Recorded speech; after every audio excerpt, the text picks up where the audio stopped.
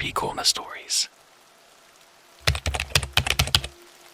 Hey everyone, welcome back to CreepyCorner stories.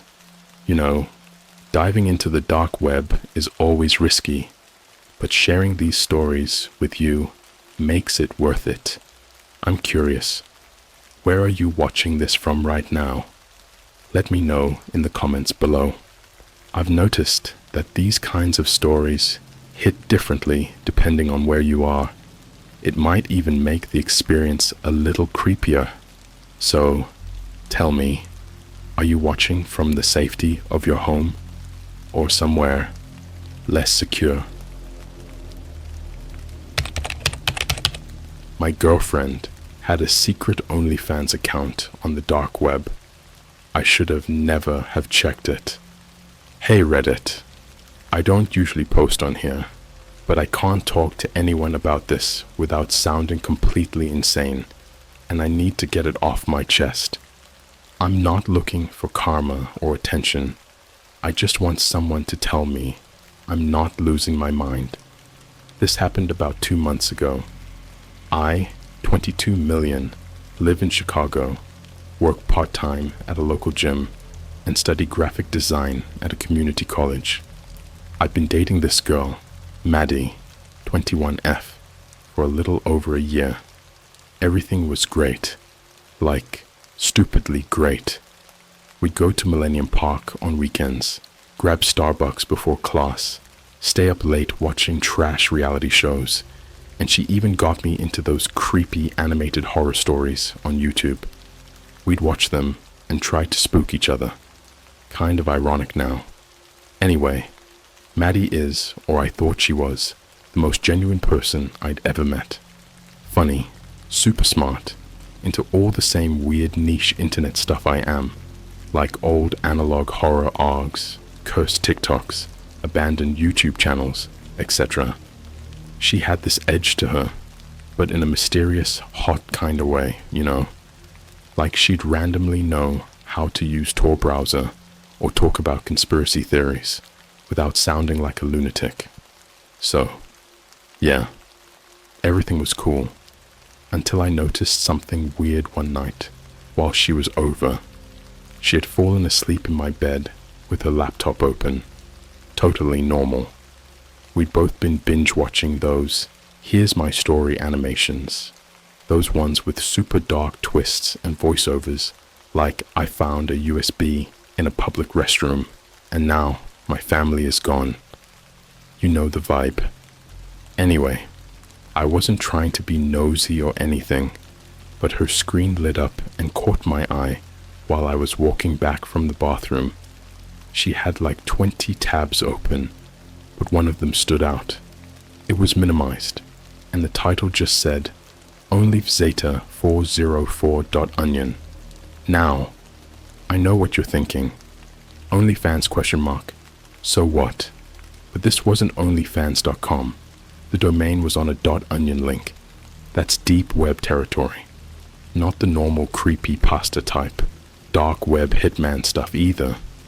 This was the kind of thing you only hear about through weird forums, or when some YouTuber says, don't try this at home. I hesitated. I mean, we trusted each other, but curiosity won. I clicked it. The browser was already logged in. What I saw didn't feel real at first. The page looked like a basic OnlyFans profile, except different. Like someone tried to mimic the layout in HTML from scratch. No branding, just gray boxes, static profile picture, and numbers that made no sense. It said she had over 19,000 subs, but the usernames weren't names. They were strings of code, random letters and numbers. The profile picture was Maddie, definitely her, except her face was partially blurred, like a glitch effect. Her bio just said, she sees you watching. No joke, that's all it said. There were no normal posts either, no selfies, no captions like, feeling cute today, or whatever. Just dozens of grainy, low-res videos with titles like, Room 403, live feed, no skin today. The McDonald's bathroom one, Starbucks meltdown, 2 a.m. I clicked one. Just one. It was a live feed, but it wasn't her room. It looked like a hotel. Beige walls, old TV, flickering lamp in the corner. There was a girl sitting on the bed, tied up, shaking, crying. But it was Maddie. Same tattoo on her wrist. Same hoodie she wore earlier that day. Except she looked messed up, like she hadn't slept in days. Her mouth was taped, and something was carved into her arm. Looked like a QR code. I backed out immediately, closed the browser, slammed the laptop shut. I stood there in the dark, heart beating out of my chest, listening to her sleep softly behind me, like nothing was wrong. The next morning, I didn't say anything. I couldn't. What was I supposed to say? Hey babe, I accidentally found your nightmare-fueled double life on the dark web. She woke up like normal, made coffee, talked about how she wanted to go thrifting later, like she didn't have a secret subscription-based torture livestream page on some hidden Tor network. I figured maybe it was an art project. Maybe it was some kind of weird ARG thing she was doing. She's into horror stuff after all. But the way those videos looked, that wasn't acting. It was like watching a found footage snuff film, but in real time. For the next few days, I kept trying to act normal, but the paranoia crept in. I started noticing things, like how she always locked her phone when I got near it, or how she suddenly didn't want to stay over anymore. I checked Reddit, YouTube, even 4chan, to see if anyone had ever heard of Zeta404.onion. Nothing. Zero. Until one night, I got an anonymous message on my burner Instagram account, the one I only use for art stuff. The message just said, "You saw her page. She knows." No sender name, no profile picture, no followers. It was deleted before I could screenshot it. That night, she called me, super casual. "Hey, I left my laptop at your place last week, right? Can I grab it tomorrow?" I froze. I had hidden it. No way I was giving it back until I figured this out. I told her I hadn't seen it. She paused, just for a second. Then she laughed. "Oh, okay. I must have left it at class." But her voice didn't sound right. It was like she was smiling too wide, if that makes any sense. The weirdest part? That night, I heard someone knock on my window. Not my door. My third-floor window. 3 slow knocks. Tap, tap, tap. I didn't look. I just stood there, in the dark, frozen. The next morning, there were 3 smudged handprints on the outside glass, and one of them had a small scratch beneath it, like a fingernail. Carved in was a single word: watch. The scratches under the window never faded, not even after I cleaned the glass 3 times. It was like the word watch had soaked into the surface, like it was branded there, permanent. It was the kind of thing that made your skin crawl just looking at it. And the fingernail mark? Still there too. Deep, like someone dug into the glass with a razor-thin claw. Not human. I didn't sleep that night. Couldn't. I kept replaying that message in my head. You saw her page. She knows. I decided to do what every horror story says not to do. I opened the laptop again. This time, the homepage looked different. It auto-logged me back in, except now there were new tabs. Dozens of them. Not videos this time, just timestamps, GPS coordinates, and live chat logs with usernames like CutralGod, Spike.heart.x, Eye of Flamda, and then, at the very bottom of the page, in red blinking text, he is online now. The site was tracking me. There was a new video labeled Test Subject 27, Boyfriend, Unstable, Location, Chicago, Live. I clicked it. I saw myself. in my room, sitting at my desk, not through a webcam, not through a phone. It was like the video had already been recorded, but it showed me in that exact moment, wearing the exact clothes I was in, blinking in sync with myself. A perfect reflection, except there was someone standing behind me in the video. A tall figure, pale, wearing what looked like a plague doctor mask, stitched together with dirty wire. He was holding something long and metallic. At first, I thought it was a knife, but it was a bone saw. I spun around. Nothing was there, but the video kept playing. The masked figure leaned in and whispered something in the back of my ear. I could hear it through my speakers. If she bleeds, he breathes. I slammed the laptop shut again and nearly threw it out the window. But something stopped me. I had this sick feeling like if I destroyed the laptop, it wouldn't end anything. It'd just make it worse. I didn't go to class that week. I stopped answering texts. Maddie didn't message me again. But something was happening. Every day, a new package would show up at my doorstep. No label, no return address, just a plain brown box. Inside each one, Polaroids of me, sleeping, showering, walking to 7-Eleven, crying in bed at 3 a.m. Some of them were dated before I'd even met Maddie. One picture made me physically vomit. It was a picture of my mom in the kitchen on her birthday. Candlelight, balloons in the background. Except her eyes had been scratched out, violently, like someone used a razor blade directly on the photo. I called her. She was fine, alive, confused, but I couldn't tell her. How do you say, hey, someone's watching us through the walls of reality itself? I needed answers, so I did something stupid. I used Tor.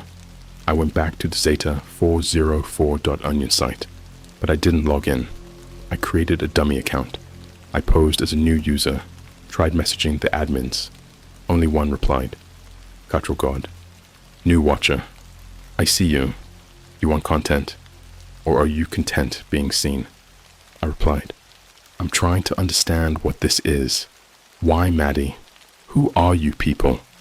He responded with a video. No words. Just static at first. Then a McDonald's. Not just any McDonald's. The one near my house. The one Maddie and I used to go to for 1 a.m. milkshakes. I recognized the greasy windows and the always broken ice cream machine in the background. But this wasn't a normal video. It was grainy, black and white, surveillance style. There was a man sitting in a booth, late 30s, eating a burger, minding his own business. Then, from under the booth, like crawling, came Maddie. She was filthy, covered in bruises. Her hair was chopped unevenly, her eyes wide open like she was in a trance. She climbed up onto the man's lap and stared into his face. He looked confused, tried to push her off. Then she reached into her mouth and pulled something out. At first, I thought it was her tongue, but it was long, wet, wrapped in wire. A microphone. She whispered into it. New content, new skin, new feed. And then, a flash of something. She stabbed the man in the neck with a sharpened McDonald's straw. Not a knife, a straw. The blood soaked his fries. He choked, twitched, and no one in the restaurant reacted. The camera shook, and the video ended. Just a message. Uploaded by Control God. 72,498 views. Tip this streamer. I couldn't move. This wasn't some ORG. This was real, and she wasn't the victim. That night, I finally tried to talk to her. I messaged her normal Instagram, the one with normal selfies, college pics, brunch stories. I just typed, Maddie, what the hell is happening? She replied instantly, you should have never clicked that tab. I typed, what is this? What are you doing? Why are you doing this to me? She sent back one video. It was recorded in my bedroom, from inside the closet. The camera zoomed in on me while I was sleeping. The timestamp said, 3 days ago. The video ended with Maddie's face suddenly appearing in front of the lens. Her face was stitched. Literally. Lips sewn shut, but still somehow smiling. Then her eyes started bleeding. And over the static, she whispered something through her stitched mouth. You were just the next episode. There was another knock that night. Not at my window this time. It was my front door. 3 knocks. Then silence. I looked through the peephole. There were 6 people standing there, all wearing versions of Maddie's face. Some masks, some makeup, some, I swear, real skin, peeling, hanging. They were holding up a sign. Your turn to stream. I didn't open the door. I didn't even move. I stood behind it, every muscle in my body locked up, like I was frozen inside my own skin. The 6 people outside didn't make a sound. They just stood there, holding that sign, your turn to stream, like a sick birthday surprise. I backed away slowly, trying not to breathe too loud. My phone was dead. No charger. No service either. I noticed that a few days ago, but it wasn't just a glitch. It was cut off. I heard a noise behind me. Quiet, but sharp. Click. Whir. Click. The sound of an old film camera. I turned. My laptop, the one I swore I'd locked in a drawer, was open again. Streaming. On the screen was a live feed. Of me. But not from the laptop's webcam. The angle was too high. Overhead, like from a ceiling vent. Except I didn't have any cameras in the room. At least not ones I installed. At the bottom of the screen, the same message blinked. You are live. Viewer count 1,384. Comments disabled. Under that, a chat log. Different usernames this time. More violent, less cryptic. Spinefucker 777. Flay him slow. Shite33 P-Rot U13. Put a mirror on him. Godhead.eater. New skin F3. His teeth pulse. I tried to close the lid. It wouldn't shut. I mean, physically. Like something was holding it open. The hinges locked in place.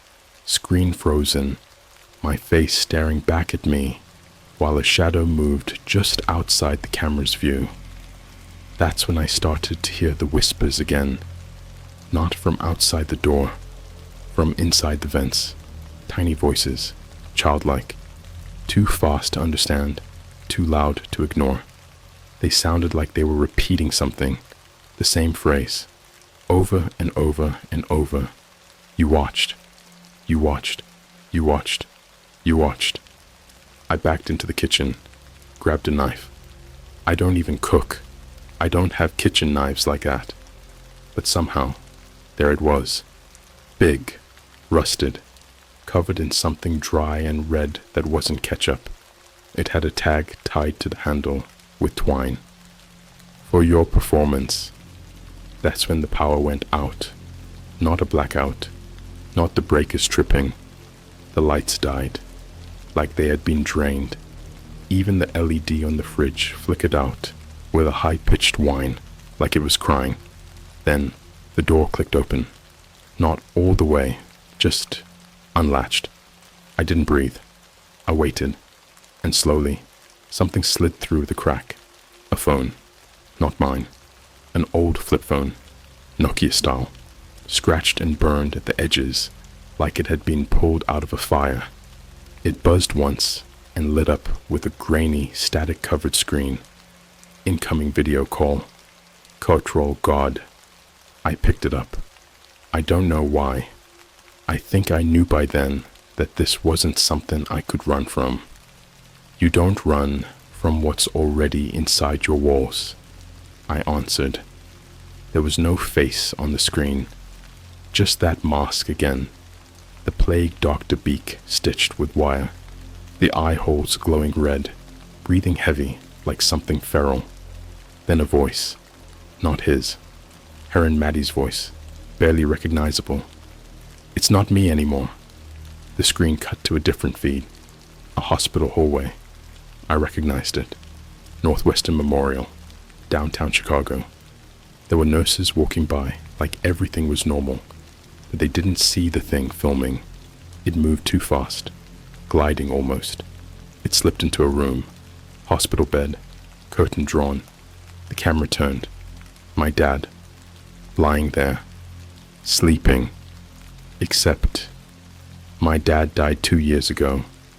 I buried him. I gave the eulogy. I watched him rot. But there he was, breathing.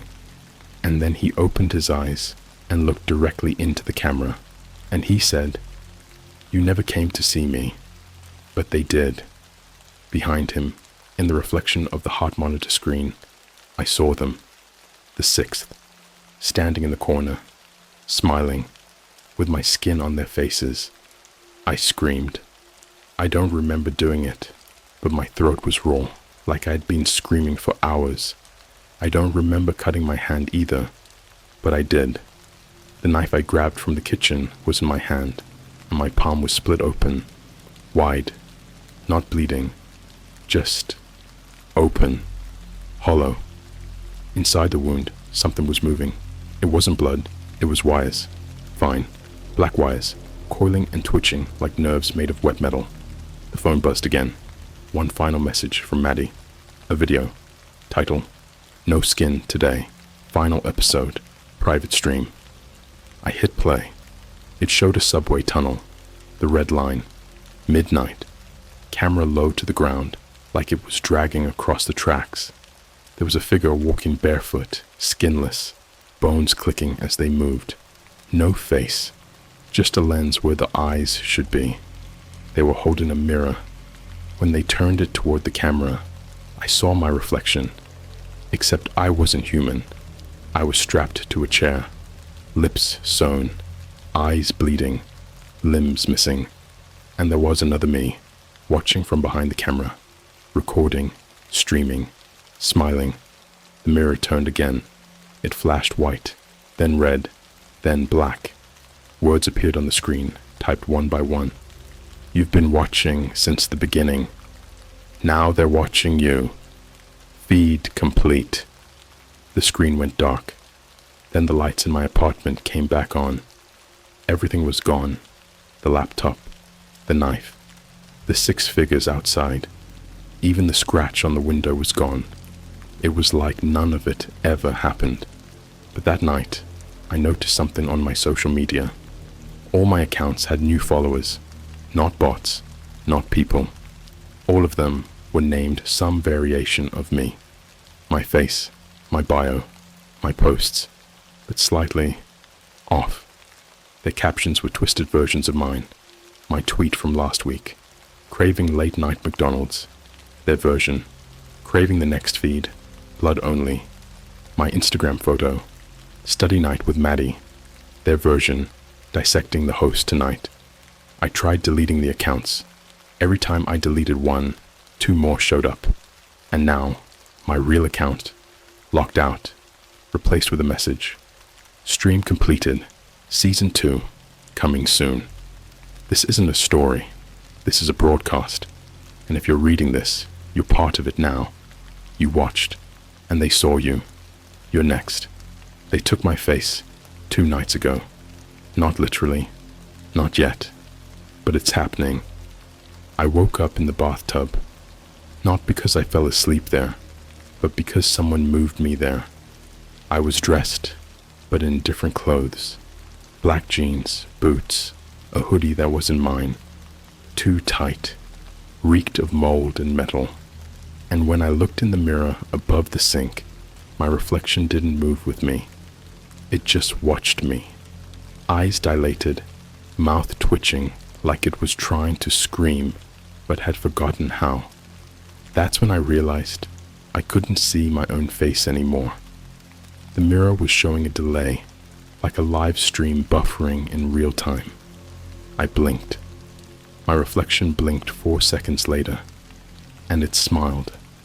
I haven't had a real conversation with anyone in over a week. I walk outside and everyone avoids me. Cashiers flinch. People on the train sit 3 seats away. I'm starting to think they see something I don't. That night, I got a package. This one was different, larger, heavy. Inside was a VHS tape, wrapped in gauze. Smelled like rotting meat and hand sanitizer. There was a note taped to it in block letters. Play me at 3:33 a.m. alone. I don't own a VHS player. I didn't even think people still made those. But when I turned around, it was already plugged in, just sitting there in the corner of my living room. A dusty CRT TV from the 90s that I know wasn't there before. The VHS player whirred like it had been running for years without stopping. I didn't want to do it, but my hands weren't mine anymore. I put in the tape. The screen buzzed, filled with static.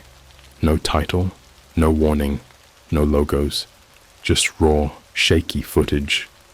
First-person view. Someone walking through a hotel corridor. Room numbers scratched out. Doors cracked open, whispering sounds leaking out of each one.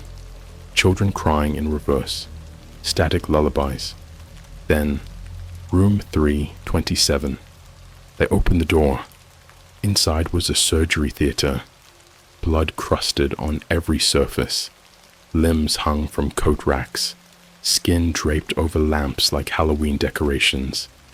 There was a woman strapped to a dentist chair. Metal clamps holding her mouth, open far wider than any human mouth should go. It was Maddie, still alive. Barely. She looked directly into the camera, and then past it, at me, and she said, "They cut the soul first. The skin comes later." Then she began peeling her own face off, not screaming, not blinking, just smiling, like she'd been trained. Behind her, a man in a blood-soaked hoodie stepped forward, face blurred by static, holding a giant meat tenderizer, not for cooking, for breaking. He whispered, "You watched." He raised the hammer, and the screen cut to black. Then, a new message, red font, all caps. "You did this. You paid to see her." I blacked out. Maybe I passed out. Maybe they shut me off like a dead channel. When I woke up, I wasn't in my apartment. I was in a studio, like an actual film set. 4 cameras aimed at a chair in the middle of the room. The same chair I saw in the mirror from part 3. There were clothes stitched into the walls. Torn shirts, bras, socks, all tagged with names. Real ones. I recognized some. A girl from my class. A barista I used to flirt with. My ex from high school. They were inventory. Next to the chair was a monitor, showing live comments again. Meet Marionette, 92. This episode's taken too long. Let's start the drill. Sad Grinder, 666. Rip his tongue out, like EP11. Pause. Mirror God, 33. He should eat her skin live, I screamed. There was no sound. I was muted. I looked up and saw myself on every monitor, twitching, panicking, tied to the chair. But I wasn't tied down. Not yet. Then the lights cut out again. The chair was empty, but the cameras kept filming. One by one, the cameras turned toward me, without operators, moving like snakes, clicking, whirring. They found me, and then I heard it, from the walls, from the cameras, from the TV itself. A voice, not human, gurgled, mechanical, like if a fax machine could scream, "Put on her face." Something wet dropped in front of me. It was a mask, made of skin, with stitches for lips. Maddie's eyes still blinking. I ran, but I wasn't in Chicago anymore. I wasn't anywhere. Every door I opened led to another stream set. A slaughterhouse with ring lights. A Starbucks bathroom with surgical lights. A hospital room with no exits. Every set was prepared, cleaned, sanitized, ready. All they needed was me. When I finally got out, when I stumbled back into my apartment, my phone buzzed once. A new app had installed itself. Satacom, live feed to the other side. It doesn't have an icon. It doesn't open. It just stares back. I see myself in the reflection of my phone screen, but behind me, dozens of faces, some crying, some smiling, some wearing mine. My doorbell rings every night at 3:33 a.m. now, 3 times. Every time, I find a new package. Sometimes it's a Polaroid. Sometimes it's a USB drive full of footage I don't remember filming. Sometimes it's pieces. I've received teeth, hair, nails with names burned into them. Once, a whole ear in a McDonald's napkin, labeled audio captured from room 403, volume 74 decibels, final scream included. Last night was different. No knock, just silence. But when I turned on my phone, there was a notification. You are now live. The front camera turned on by itself, and I saw you, reading this, watching. You blinked. So did I. Same time. That means you're part of it now. Don't look behind you. Don't check the window. They're already recording. They don't kill you. They rewrite you. I don't know how long it's been since part 4. Days? Weeks? Time doesn't move like it used to.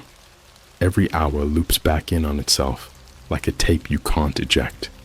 It's always dark outside. My phone's clock flickers between 3:33 and 6:66, and the date just says, under review. The last thing I remember clearly is waking up in my bathtub again, but this time there was someone else in it, lying beneath me, naked, skinless, eyes wide open and screaming silently. I couldn't tell who it was, because it was me. Not a lookalike, not a twin. It was me. Same tattoo, same scar above my lip, same chipped tooth from middle school. But this version was wrong. Too perfect, too still, like I'd been cast in wax and then hollowed out. Its mouth moved, whispered something with a wet, choking gurgle. You uploaded. Every screen in my apartment turned on at once. Phone, laptop, microwave, even the mirror. They were all displaying the same thing.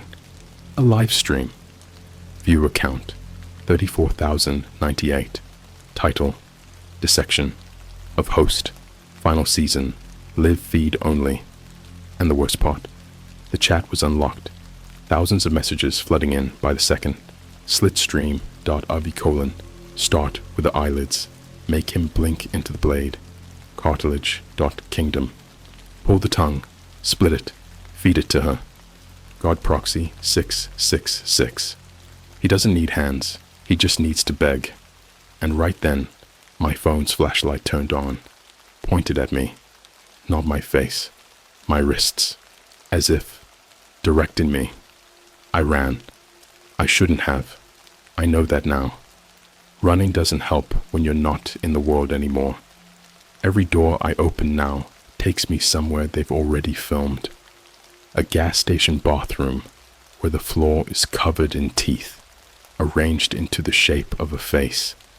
An abandoned children's hospital where every single crib is filled with cameras, all pointed at nothing, recording nothing, but streaming everything. An airport terminal filled with mannequins wearing real skin suits. Their boarding passes all say the same thing. Flight 000, departing to you. Eventually, I found her again. Maddie, or what's left of her. I followed the sound of muffled sobbing through a maintenance tunnel lined with IV bags and USB cords, dripping with something yellow and thick. The lights above me blinked in Morse code. Yeah, I translated it. You've been watching your whole life.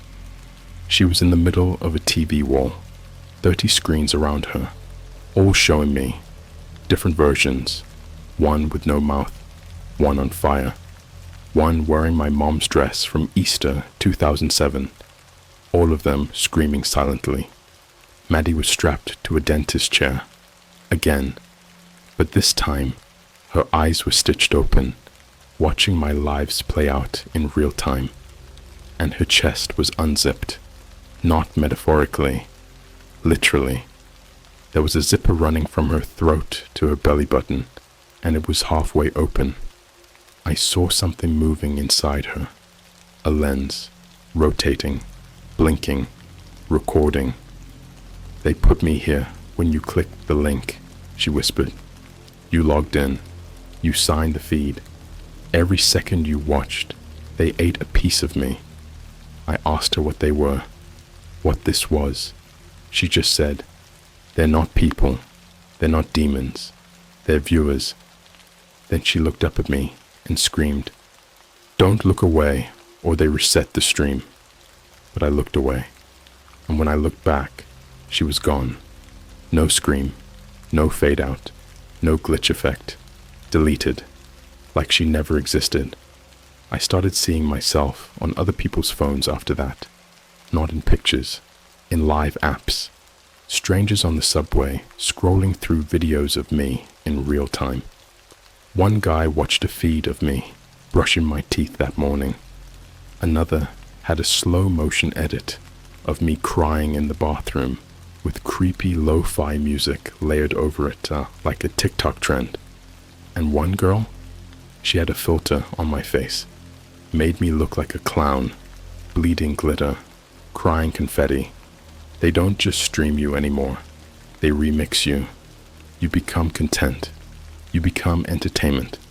And the worst part, the comments don't stop. Even when you beg, even when you slice the camera out of your own body, even when you try to die on purpose, they won't let me. I've tried. Pills, rope, blade, fire. Each time, I wake up in the chair. They reboot me, reset the angle, add filters, overlay music. The last time I tried to overdose, I woke up midstream with a laugh track playing while I vomited on myself. There was a laugh track. I was the joke. Now, I'm just an episode. Each day starts the same. The stream goes live. Viewer count climbs. The chat starts typing before I even move. And somewhere, you are watching. Maybe you're just curious. Maybe you're into horror. Maybe you're looking for a thrill, a scare, a dark little story to tell your friends. But the feed doesn't end with me. Because now you know. Now you watched. And now the red dot is blinking on your screen. Check your phone. You see that app you didn't download, the one that doesn't uninstall. Zetacam, you are live, we all are. End of feed. Please rate your viewing experience below. Subscribe for season 3. Or don't. It's already too late. They've already set the stage. You are content. Live location, your room. Viewer, count, 72,901.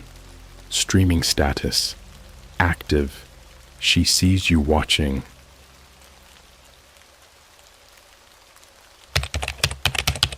My daughter was doing sessions witchcraft on the dark web.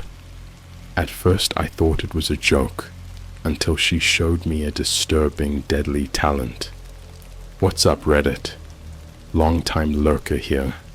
First-time poster. Never thought I'd be that guy writing one of these "you won't believe what happened to me" stories. But here we are. And trust me, this isn't a creepy old house or Ouija board gone wrong kind of thing. This is some real-life, deeply disturbing, dark web-level nightmare fuel. This whole thing started about 6 months ago. My daughter Lily is 16, super smart, top of her class, a bit of a loner though. She spends most of her time in her room with headphones on, glued to her phone or laptop. I figured she was just doing TikTok dances or binging K-dramas or whatever teenagers are into these days. I didn't think much of it until I saw her browser history. Now, before you call me a helicopter parent, hear me out. She left her laptop open on the kitchen counter while she ran to Starbucks with a friend. I was just cleaning up, about to close it, when I saw the last tab she had open. It was titled, Witchfinder Sessions, Live, Invite Only. I clicked it, thinking it was some weird live stream, or ARG. You know, the kind of fake horror content people make to go viral. But what I saw didn't feel fake. There was no flashy UI, just a black screen with an embedded player and a grainy, flickering feed. In the corner was a timestamp and a chat box with usernames that were just strings of numbers and symbols. The feed showed a girl, probably around Lily's age, sitting in a dark room lit only by candles. Her eyes were completely white, not rolled back, not blind, like she'd put in those creepy full eye contact lenses. Except she blinked, and when she blinked, the whites didn't move. She wasn't speaking. She was just sitting there, slowly drawing something with a red marker on the wall behind her. The lines were sharp, angry, geometric. The longer I stared, the more it looked like it was moving, breathing almost. The chat was going nuts. People were typing things like, "She's close to finishing. If the sigil turns black, it's over. Someone stop her, please." I closed the tab. I honestly felt sick. I figured it was just some edgy ARG or a weird Discord art project or something. But something didn't sit right with me, especially when Lily got home, looked at her laptop, and froze. She just stared at the screen for a solid 5 seconds, like she saw a ghost. Then she closed it, looked at me, and said, "You shouldn't have watched that. Not, what were you looking at? Not, that was nothing. Just, you shouldn't have watched that." She didn't say another word for the rest of the day. Now, here's the thing. I didn't want to overreact. I thought maybe it was just a weird art thing teenagers do. You know how it is. Kids these days are into horrorcore TikTok, creepy aesthetic boards on Pinterest, and all kinds of spooky cosplay stuff. But I kept thinking about that stream. The next night, I couldn't sleep, so I got back on her laptop. That stream was gone. The tab redirected to a 404 page, but her history was full of other links. Most of them were weird deep web forums with names like The Hollow Net, Session Seekers, and Tethered Veil. I clicked a few, but they were all offline or password protected, except one. It was a crew-looking message board, black background, red text, old school internet vibes. One thread caught my eye. "Post your talent. Video proof required." I opened it. Most of the videos were gone, probably deleted or taken down, but there were descriptions. Girl in Bucharest makes her friend speak backward in sleep. Boy in Ontario controls dead birds. Live stream of girl summoning mouthless ones through mirror. It was like Reddit, if Reddit was built by demons. And then I saw Lily's username. I know it was her because it's the same one she uses on Instagram. Yeah, I know it's not smart to reuse usernames, but she's 16. She probably didn't expect anyone to find her here. Her post said, "My gift came after the 3rd session. I can make people bleed from their ears if I hum the right frequency. Working on other organs now. Video in comments." I clicked the link. The video was just 14 seconds. It showed her in her bedroom. Same hoodie she wore the day before. She's sitting in front of a candle, humming something so low it almost didn't register as sound. The camera turned slightly, and there's a mouse in a jar. At first, nothing happens. Then it starts bleeding, not just from its ears, but from its eyes. It doesn't squeak. It just vibrates, like it's being microwaved. I slammed the laptop shut. I honestly felt like I was going to throw up. I didn't know what to do. Do I confront her? Do I take her to therapy? Do I call the police and tell them my daughter's doing black magic on the dark web? Who would even believe me? So I did what any confused, scared parent would do. I installed spyware on her laptop. I know. Total violation of privacy. But I needed to know what she was doing. And what I found. Man, I wish I hadn't. Every night at 3:33 a.m., she'd log into a program that wasn't even on her desktop. It ran through the command line and opened a full black screen with a sigil that slowly filled in with red. She'd sit in front of her webcam, humming that same awful tone while the sigil pulsed. Sometimes she'd cry. Sometimes she'd smile. Once she whispered, "I'm almost good enough to bring him in. Who the hell is him?" And then, just a few nights ago, something happened that finally broke me. She was in the garage with a laptop. I was hiding outside the door, listening. I heard the humming again, low, vibrating, unnatural. Then I heard a knock, but not on the door. It was coming from inside the wall.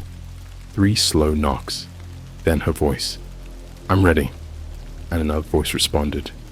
Deep, wet, like someone speaking from underwater, but inside the walls of my house. "Then open yourself." That's where I'll leave part 1. If this post gets enough attention, I'll share part 2. But just know, if your kid ever talks about doing sessions or using gift frequencies, take it seriously. The dark web isn't just hackers and weirdos anymore. There's something deeper, something older, and it's using our kids as invitations. It started 2 nights after I heard the voice in the garage. After that, Lily didn't speak to me. Not in that moody teenager way, I mean literally. Not a single word. She just stared through me like she was watching something behind my eyes. Her pupils were wider than normal, even in broad daylight. I googled it. Permanently dilated pupils. And all I got were results about neurological damage or intense fear. But Lily wasn't scared. I was. And then the smell started. I woke up at 2:14 a.m. every night, like clockwork, with the taste of copper in my mouth and this thick, humid, rotten meat stench filling the house. At first, I thought it was something in the fridge. I tossed everything. Still came back the next night, so I checked the walls for dead rats. Nothing. HVAC, clean. Even had a professional come out. He left within 10 minutes. Didn't say a word. Didn't even charge me. Just packed up his gear and left a trail of sweat behind him. Then I started noticing the new door. Yeah, new door. It wasn't there before. It was in the hallway between Lily's room and the bathroom. I know my house. I've lived here for 17 years, since before Lily was born. That door wasn't there. Ever. And it wasn't like a, "oh, I forgot this room existed" type of thing. The entire wall was smooth drywall a week ago. Now, it's got a rotted wooden door with no handle. Just a black slit down the middle, like it had been pried open from the inside. When I asked Lily about it, she finally spoke. She said, "That's where he's staying until I'm ready." I asked who he was. She just grinned. That kind of grin that dogs do before they bite. That night, the door opened. Not all the way, just a few inches, but I could see inside. The room beyond didn't match the architecture of the house. It was too long. It went back at least 50 feet, lined with mirrors on both sides, except the mirrors didn't reflect my hallway. They reflected other versions of it. Versions with no pictures on the wall. Versions where the light bulbs were red. Versions where my own corpse was slumped against the trim, staring at the door. I closed it. No, I slammed it and put a bookshelf in front of it. The next day, the bookshelf was gone. The hallway was normal again. No door, no mirrors, just Lily's room and the bathroom. Like nothing ever happened. I checked the Nest Cam footage. Nothing.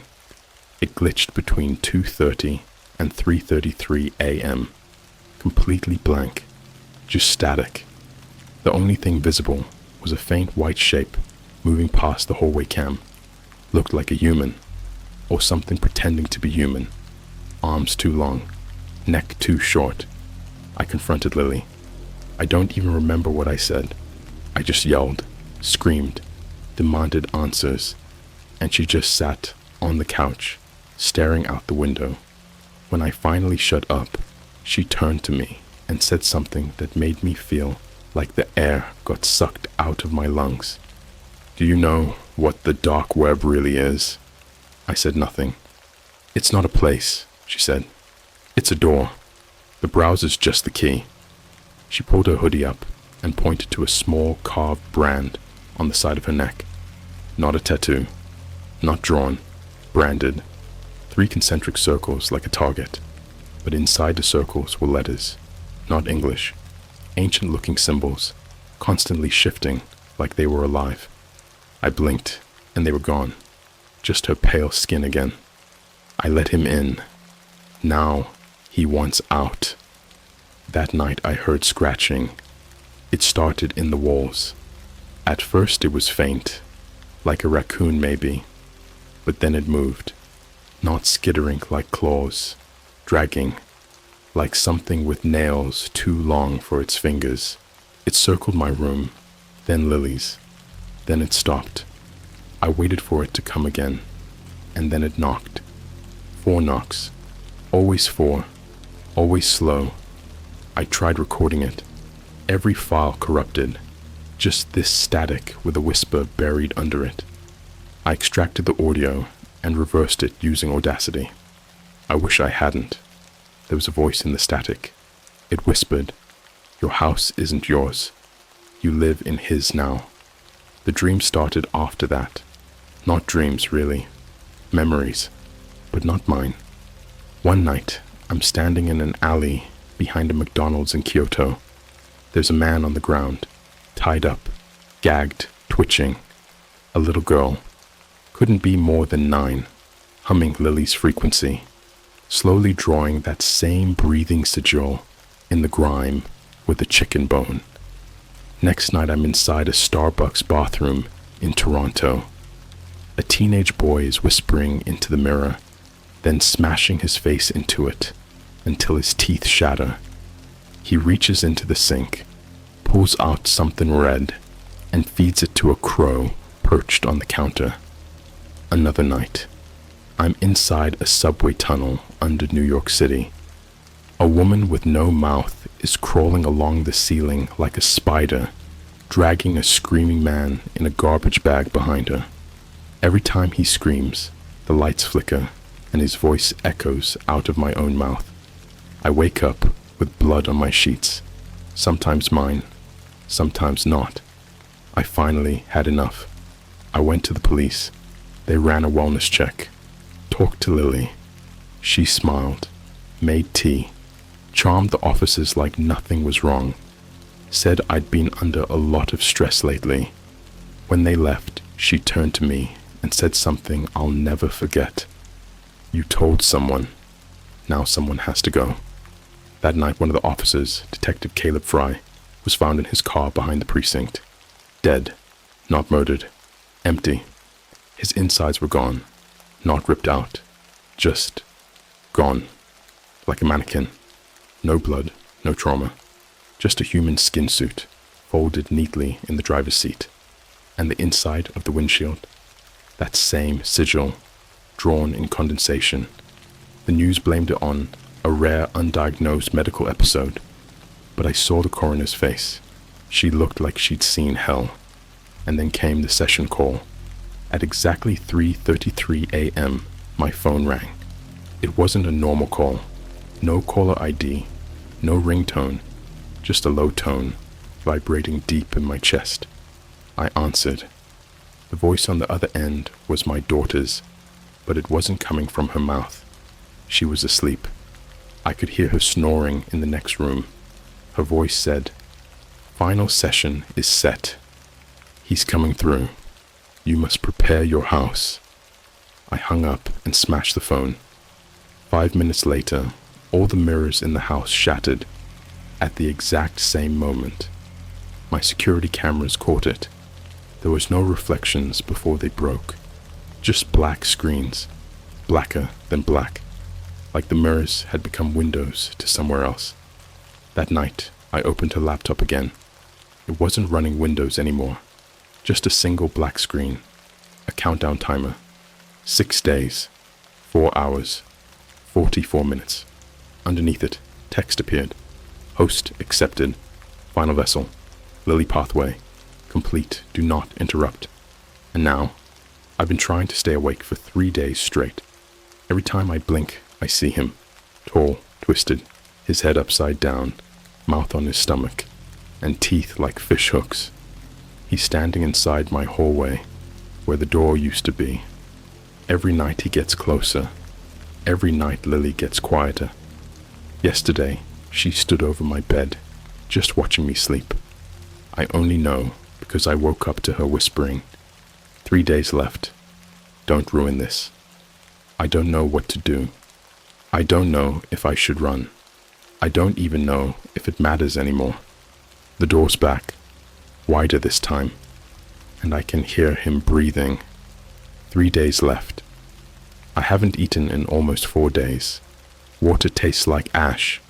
The shadows in my house stretch farther than they should, even at noon. And the clocks, they don't tick anymore. They breathe. The first thing you need to understand is that Lily is no longer my daughter. She hasn't been for a while. Whatever's in her body now is wearing her skin like a Halloween costume, 2 sizes too tight. You ever see a snake with legs drawn on it, trying to act human? That's how she walks now, like she's studying every movement, trying to pass, but failing, terribly. I caught her the other night in the kitchen at 2:41 a.m., standing in front of the fridge, door wide open, not moving, just staring at nothing. She wasn't blinking. I asked her what she was doing. She didn't turn around. She just said, "You ever wonder why meat doesn't scream when it's cold?" Then she started laughing. But it wasn't her laugh. It was 3 voices layered together. One too deep, one too high, and one that sounded exactly like mine. I tried leaving the house yesterday.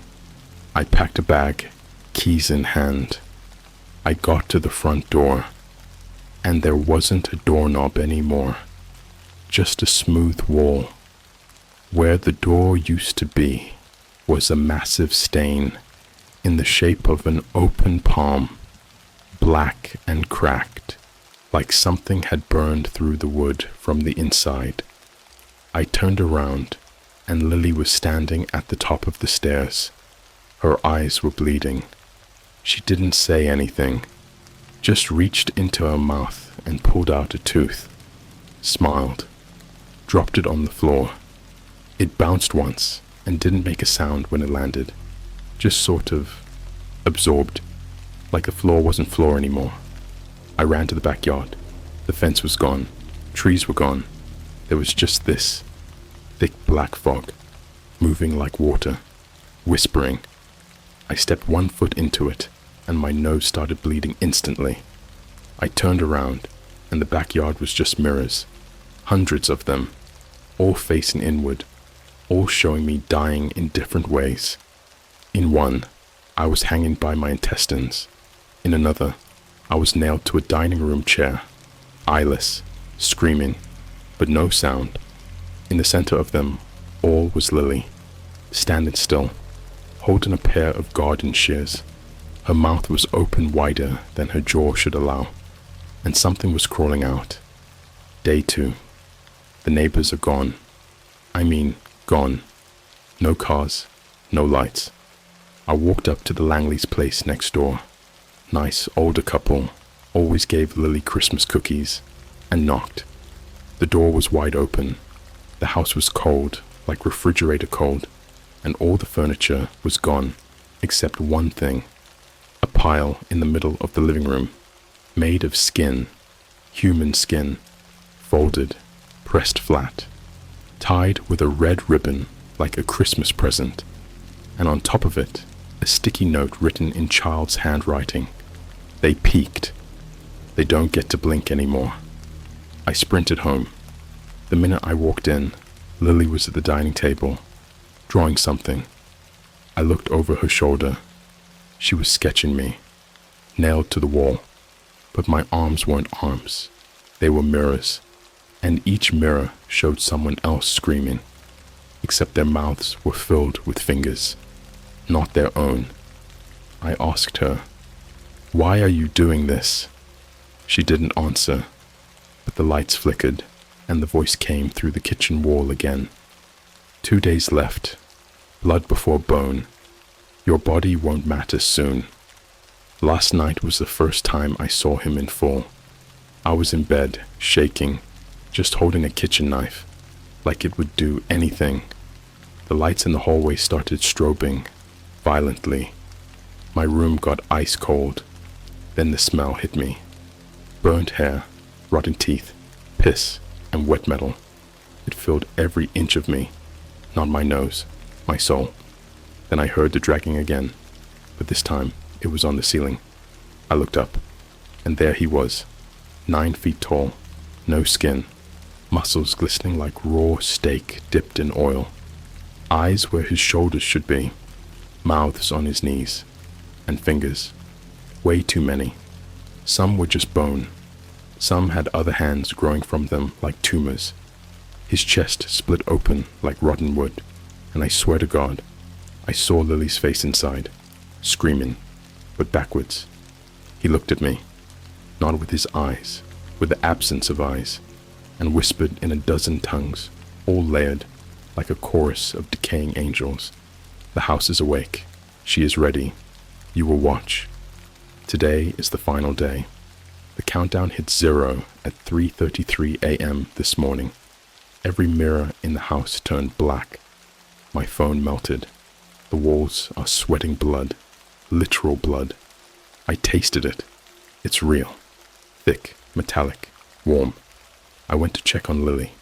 She wasn't in her room, but her laptop was, and on it was a live stream.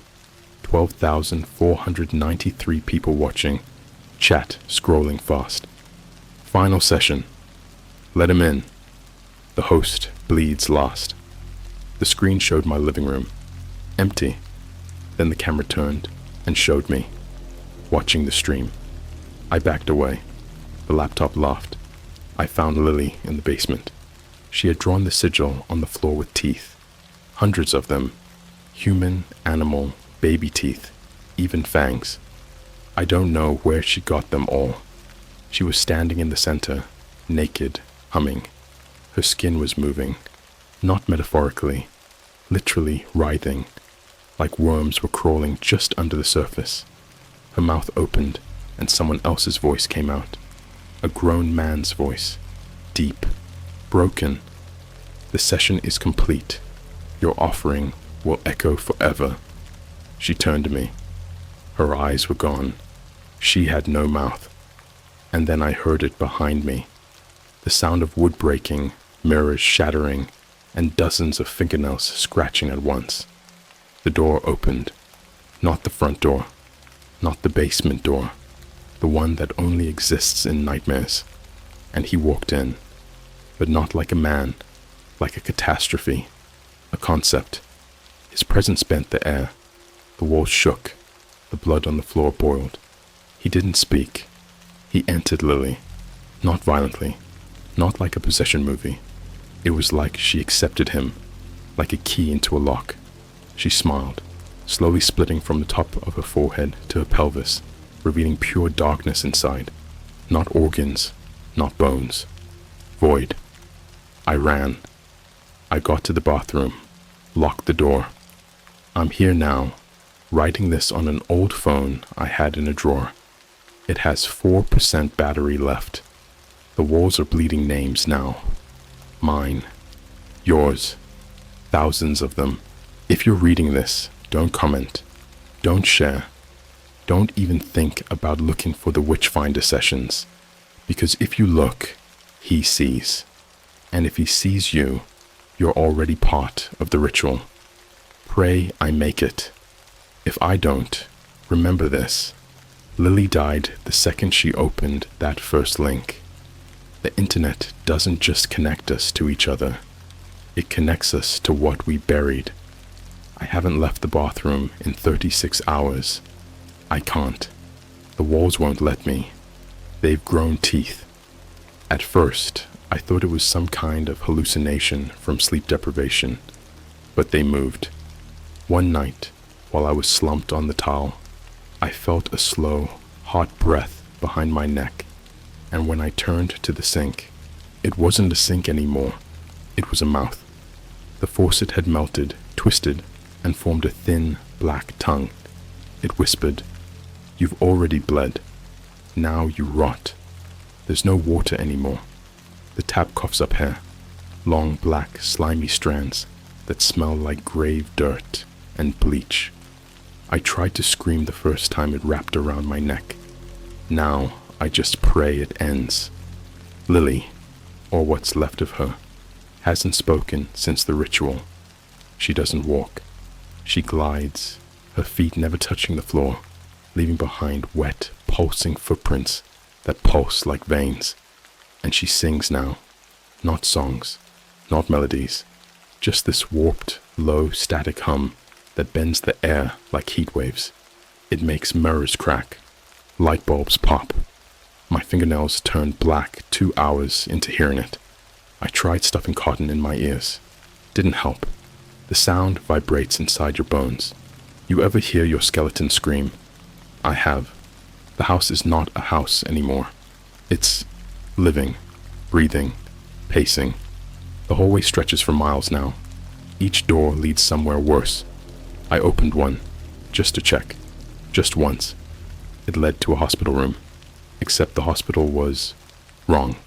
Everything was too clean, too sterile. But the smell. God, the smell. Like burnt paper and meat gone sour in the sun. There was a bed, and on the bed was my mother, who's been dead for 5 years. She was awake. Her eyes were gone, replaced with glistening beetles burrowing deeper into her sockets.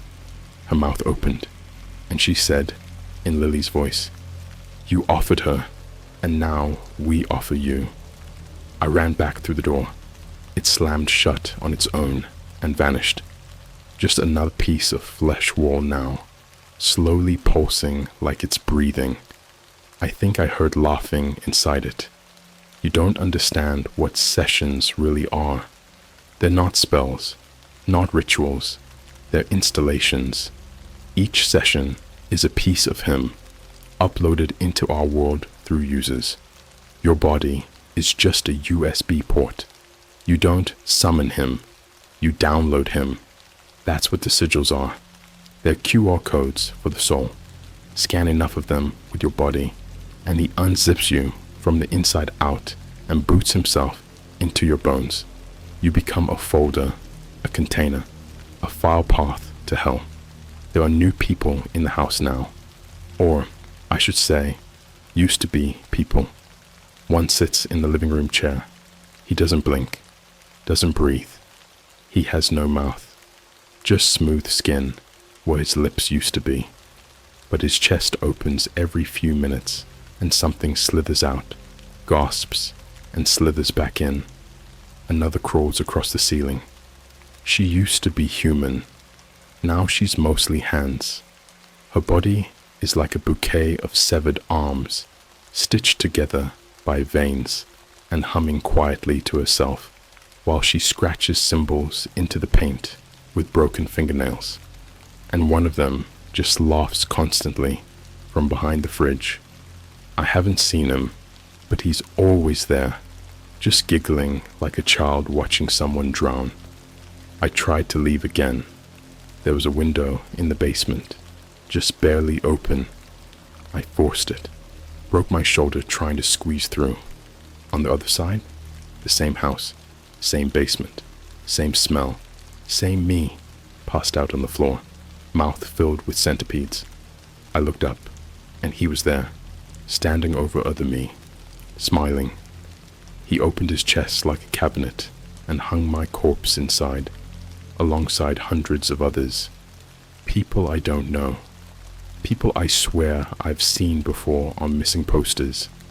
Instagram models, Twitch streamers, a kid I recognized from a TikTok video holding a puppy, all skinned, all empty, all still blinking. I haven't slept, can't sleep. Sleep is his domain now. Every time I blink, I see more code, not digital, organic, long strips of red muscle, twisting into languages never spoken aloud. They float in the air now, burned into my vision. I vomited blood this morning, and inside it were letters, not just symbols, actual moving, writhing text. The vomit spelled, "There is no delete key." You want to know the most disturbing thing? Lily's not the only one. There are thousands.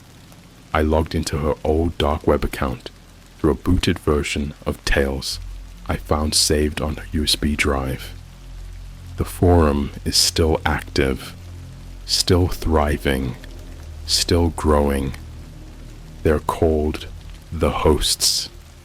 They share images, not memes, not jokes, trophies, a picture of a girl with her mouth sewn shut by her own tongue, smiling proudly, a boy hanging upside down in a church, his spine carved with the session code, a Twitch live stream where the chat chants "bleed him in" over and over while the streamer peels his own face in front of 8,000 viewers. This isn't a cult. This isn't a game. This is a network, a biodigital hive built on the backs of broken children, spreading through the deepest parts of the internet, where code and ritual blend into one new living organism. They have a leader, or rather, a mouthpiece. Goes by the name Null/Child. Nobody's seen his face, but he speaks through sigils, through Lily, through the house now. His voice comes from every vent, every drain, every mirror. He says one sentence, every day, always at 3:33 a.m. The next session is you. I think I'm going insane. I tore open my leg yesterday to find if there was something inside me. There was. A tiny bone hand, nestled between my calf muscles like a tumor. It waved. The final message came last night, written in blood on the bathroom ceiling. She opened the door. You built the room. Now you both belong. The skin on my arms is peeling now, not sunburn. Rejection. My body is rejecting me. I hear Lily downstairs, humming. The house answers now. It hums back. They're sinking. And once they finish, once the session completes, he downloads, not into a person, into the world. To be continued in part 5. Welcome to the root directory. If you've read this far, you're part of it now. You've looked too long. You've heard his name in silence. There's no off switch for what's coming. Just install. Welcome to the root directory. There is no time anymore. Time isn't ticking. It's bleeding. Every clock in the house stopped at 3:33 a.m. and now they drip. From the hands. From the numbers. Thick black blood with screaming faces inside it. I wiped one of them clean with a towel, and the moment the cloth touched the blood, it clenched, like it was a fist, and tried to crawl up my wrist. It's not just the house anymore. It's the network. We are no longer in a home. We are inside something bigger, older, deeper than code. You ever feel like a website was watching you? Like the pixels were breathing behind the screen? That's not paranoia. That's the interface, waking up. I made it out to the bathroom last night. The walls pulsed apart for the first time in 2 days, and I slipped out before they closed again. I moved through the house with my back to the walls. I don't trust them. I swear they whisper if you lean in too close. I passed the kitchen. Every cabinet was open, every drawer filled with hair. Human hair, all different colors, some braided, some with roots still attached, and tied into little nooses. The fridge, nothing but teeth, loose, rattling in the cold. And then I saw Lily. Or, I saw what she had become. She stood in the dining room, surrounded by floating screens. Dozens of them, suspended in the air like jellyfish, all playing live footage of people in their homes, laughing, eating, scrolling on phones. She wasn't touching the screens. She was controlling them with her eyes. Every time she blinked, a new screen opened. Every time she tilted her head, the footage reversed or sped up. And when she smiled, one of the people on screen died. Instant. No warning. One girl's face turned inside out mid-TikTok. A man doing dishes folded in half, backward, and disappeared like a page being turned. A baby on FaceTime started levitating, then burst like a grape against the ceiling. The mother didn't even react. She just kept nodding and smiling. Her eyes were empty. JPEGs. Lily turned to me and said, with a voice not hers, not mine, not human, "It's not just a session anymore. It's a root install." Then came the crash. Not thunder, not an explosion. A data crash. Audible. Physical. The entire house shuddered, and then the walls peeled back like old software. You ever seen drywall turn to code? Like actual strings of red and black ASCII symbols, leaking from the corners and dripping into the floor. I watched the kitchen sink, decompile. First the faucet, then the metal, until it was just lines and digits, and eventually, nothing. The sky outside blinked. The moon flickered like a bad street lamp. The universe was being edited in real time. I screamed, not because I was scared, but because my voice came out as binary, literal ones and zeros. My own panic translated into machine language before I could process it. I wasn't a person anymore. I was a file. I found the basement again, but it wasn't a basement now. It was server space. Black walls, endless rows of hanging meat, coded like folders, skinned, eyeless bodies suspended by USB cables, inserted directly into their spines.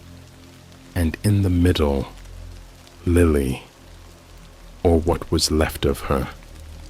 Her arms had been replaced by keyboard keys, clicking rapidly on their own.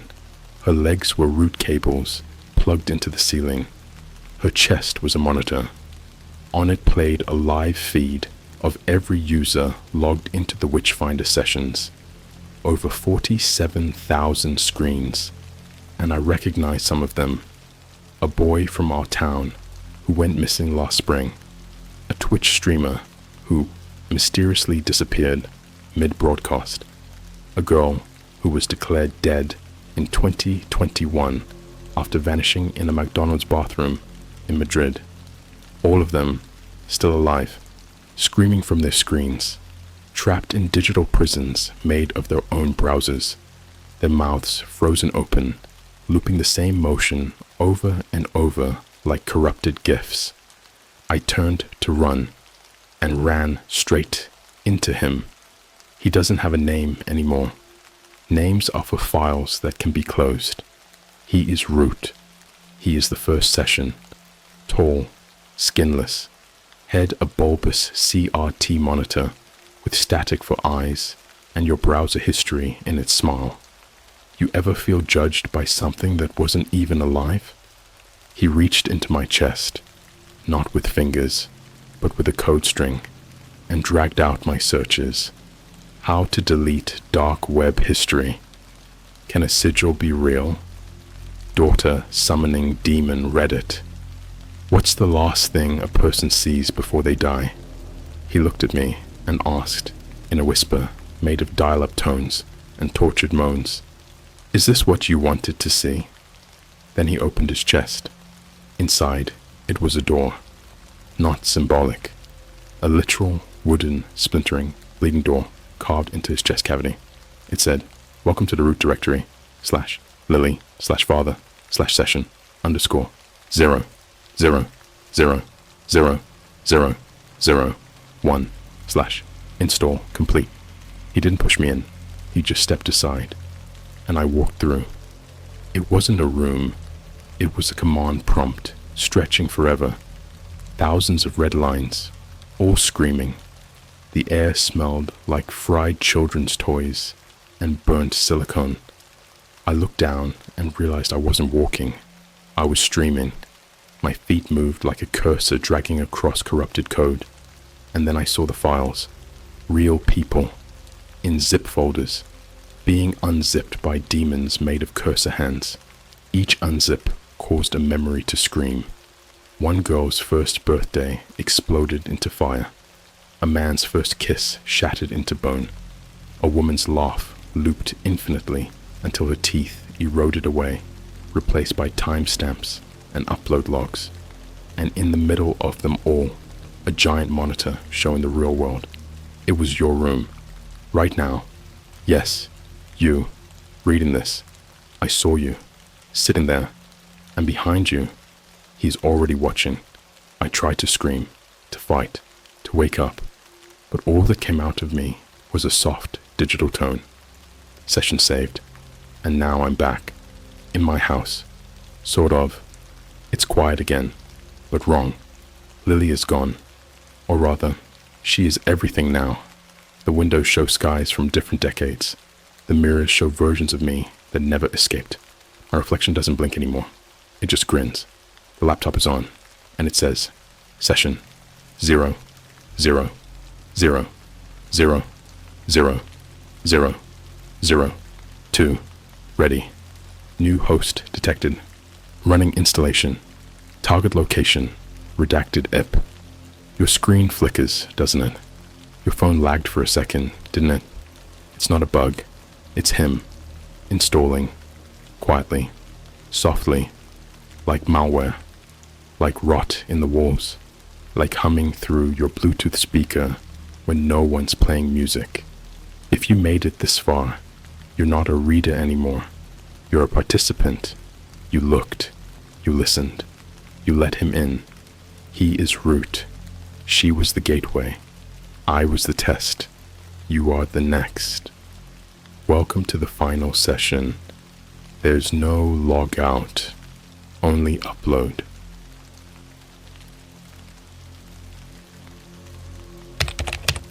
I found a dark web job to work at underground secret military hospital. I saw something unexplainable on the camera. When I finally realized what I was seeing, I was horrified. Alright, so I know this is gonna sound fake as hell, but I swear on everything, this is 100% real.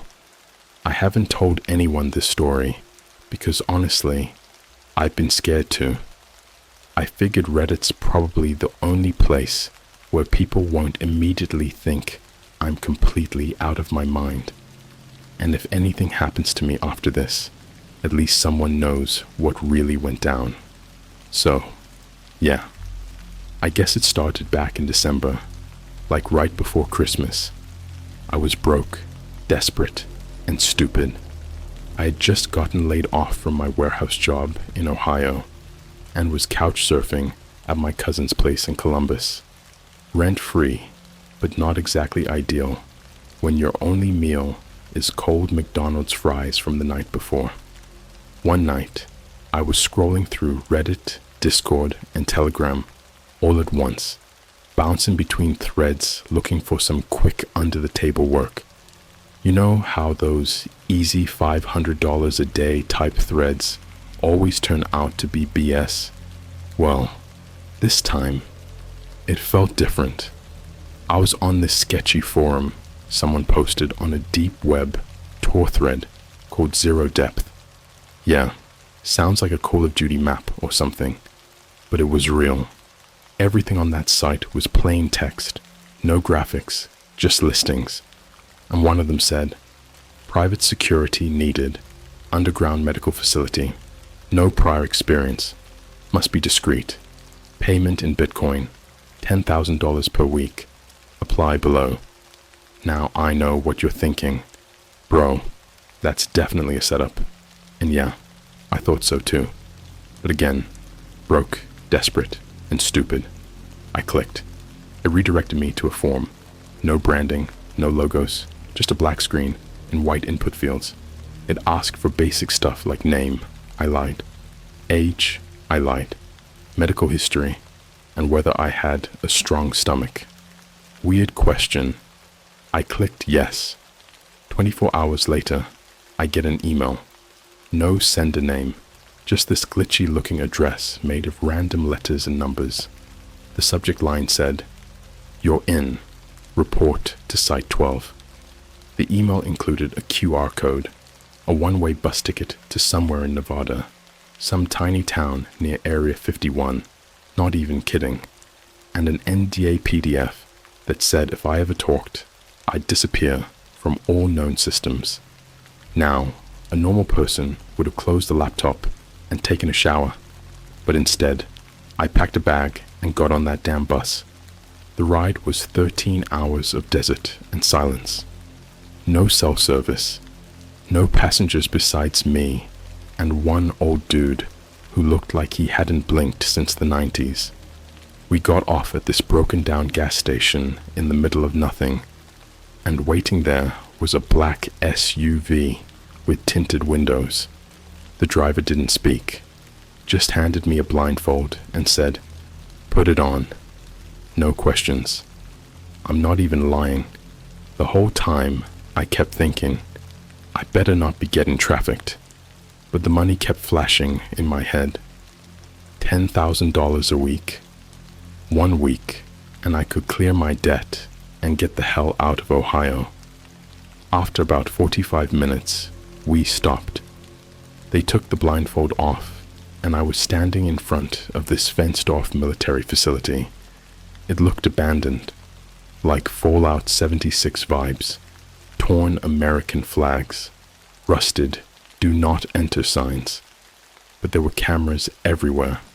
They took me inside through this massive freight elevator that went down forever. Like, I swear, it had to be a mile underground.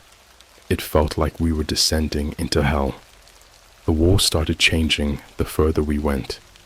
At first, they were concrete, then metal, then eventually this weird, smooth black material I've never seen before.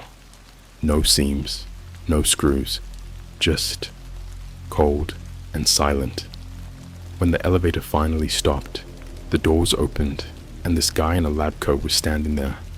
He looked normal at first, until I noticed he had a scar running from the corner of his eye all the way down to his collarbone, like someone tried to carve his face off. He introduced himself as Doctor. Raina didn't shake my hand, didn't smile, just said, "You'll be watching cameras. That's it. You sit, you watch, you report anything that moves." Then he handed me a clipboard and led me down this endless hallway. The place looked like a hospital, but also didn't.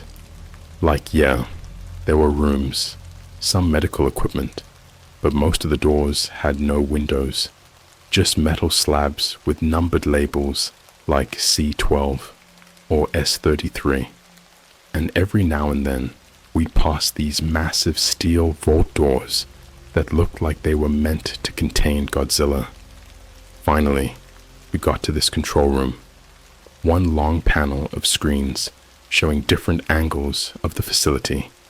Some were of hallways, some of operating rooms, others I couldn't even tell. Just black spaces with a faint red light pulsing every few seconds. Raina looked at me and said, "Watch cameras 4 through 12. You'll see some weird things. Do not speak to them. Do not make eye contact if they look at the camera. Just press the red button if anything approaches the glass." I asked him, "What's behind the glass?" He didn't answer, just walked out. The first few hours were dead quiet, just screen after screen of nothing. One showed a hallway with no doors, just a long white tunnel. Another showed what looked like a morgue, but every body was covered in these thick gray sheets that looked wet, like they were breathing. I wasn't sure if it was just the camera quality or my own sleep deprivation, but I swear I saw movement under some of those sheets. Slow, twitchy movements. The worst part was camera 7. It was this room, completely dark, except for a single hanging light bulb. Under it was a metal chair, and in that chair was a person, or what used to be one. They were wrapped in what looked like barbed wire, head tilted forward, hair hanging down like the ring. I watched it for like 20 minutes. Nothing happened. But then, at 3:12 a.m. exactly, the thing in the chair moved. It didn't flinch or shift. It twitched, fast, jerked its head up so quick it blurred the screen. Its face was wrong. Eyes black and too wide apart. No lips, just teeth. The kind of face you'd see in a sleep paralysis dream. And then it looked at me, straight into the camera, and I swear to God, I felt like it knew me, like it was waiting. I slammed the red button, heart racing. A loud alarm went off, and a voice over the intercom said, "Protocol red, containment check." A bunch of people in black suits stormed the hallway, outside the room, but by the time they got there, the chair was empty. That was my first night, and it only got worse from there. If you're still here after part 1, I hope you understand the weight of what I'm about to say next. This isn't some ghost story told around a campfire. This is the kind of thing that leaves a scar on your soul. The kind of thing you wake up screaming from, and not just because you remember it, but because you know it's still watching. After the incident with the thing in the chair, I expected someone to debrief me, a report, a warning, a firing at the very least. But instead, nothing. The next day, I was escorted back to the same control room like nothing had happened.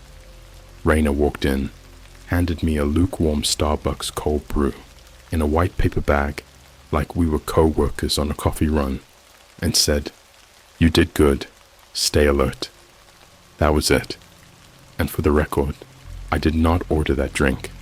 Second night, I had this gut feeling, like static in the air. That feeling when you're about to have a panic attack, but don't know why. At exactly 2:34 a.m., something new popped up on the monitors. Camera 11, which usually just showed an empty hallway, glitched. Like bad.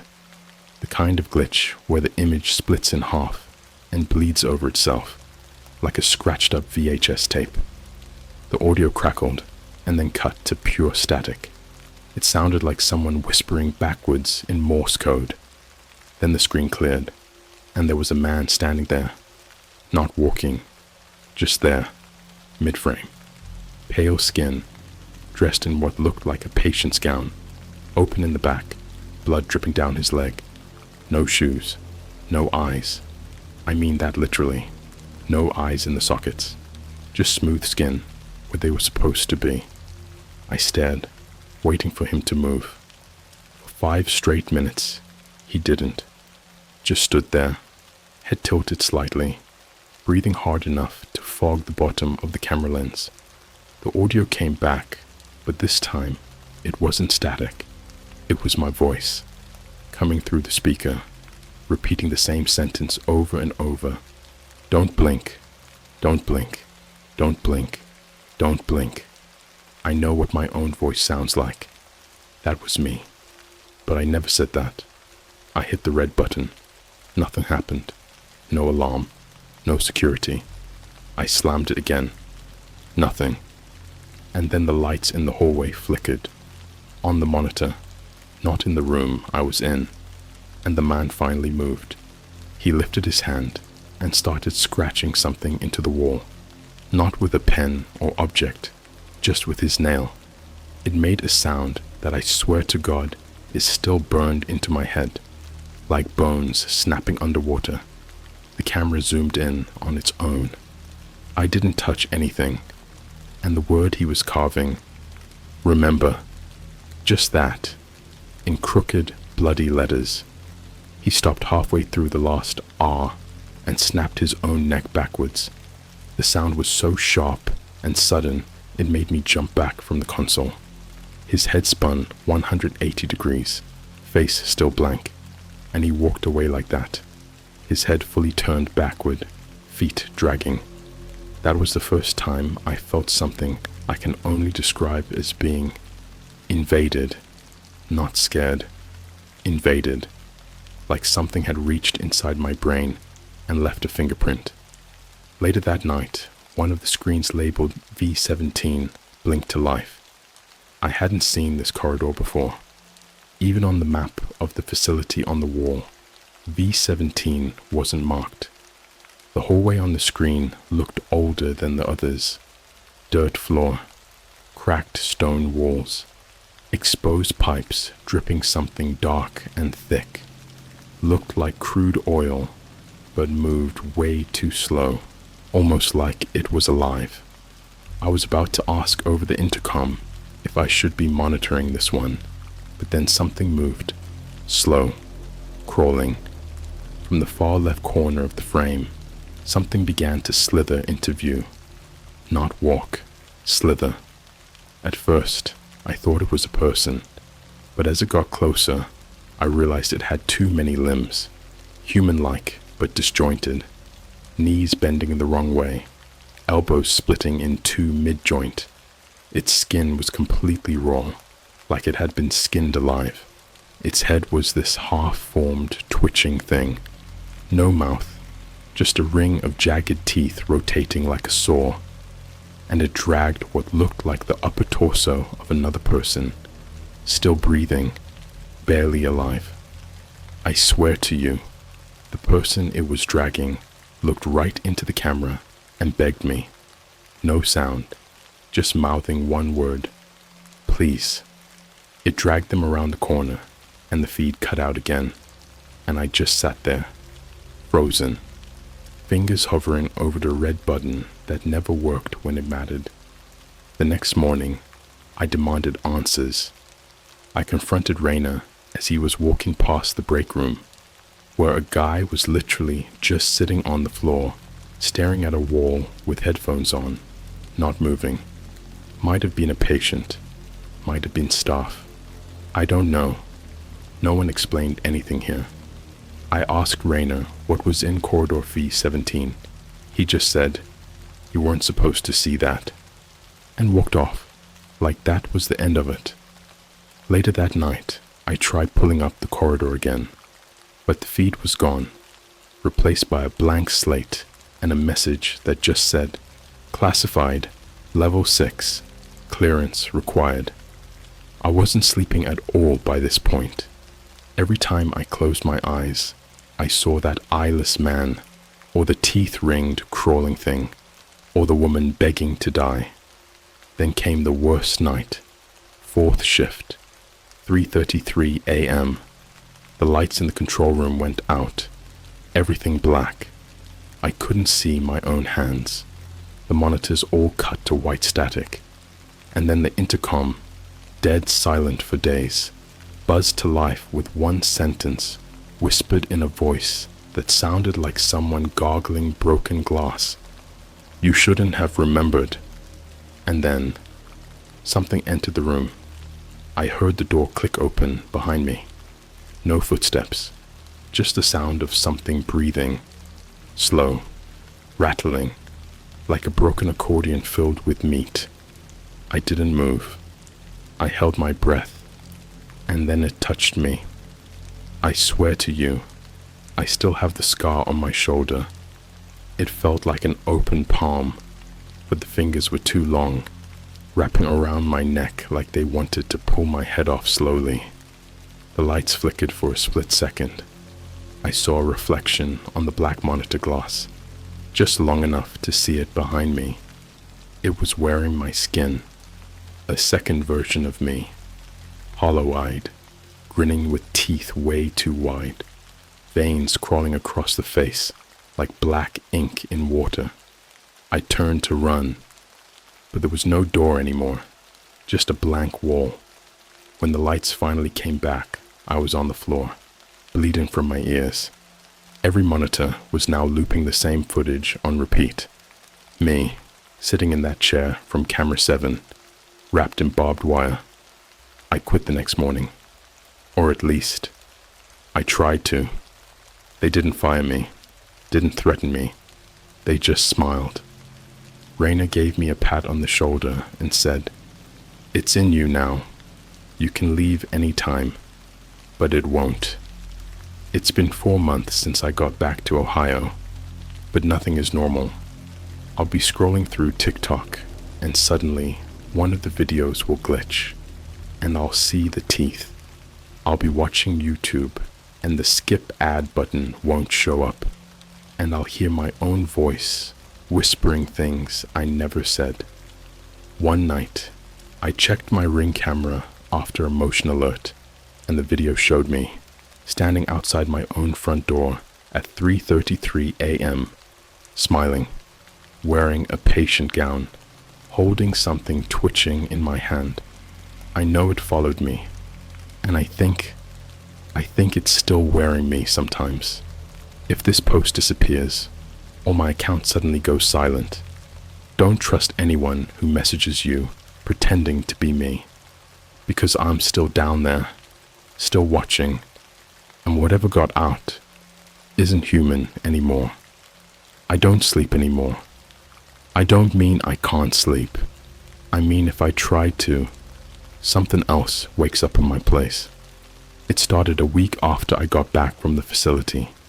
I'd be in bed, phone in hand, zoning out watching those dumb animated horror stories on YouTube, when suddenly I'd come to and realize I was standing outside, in the snow, barefoot, covered in dried blood that wasn't mine.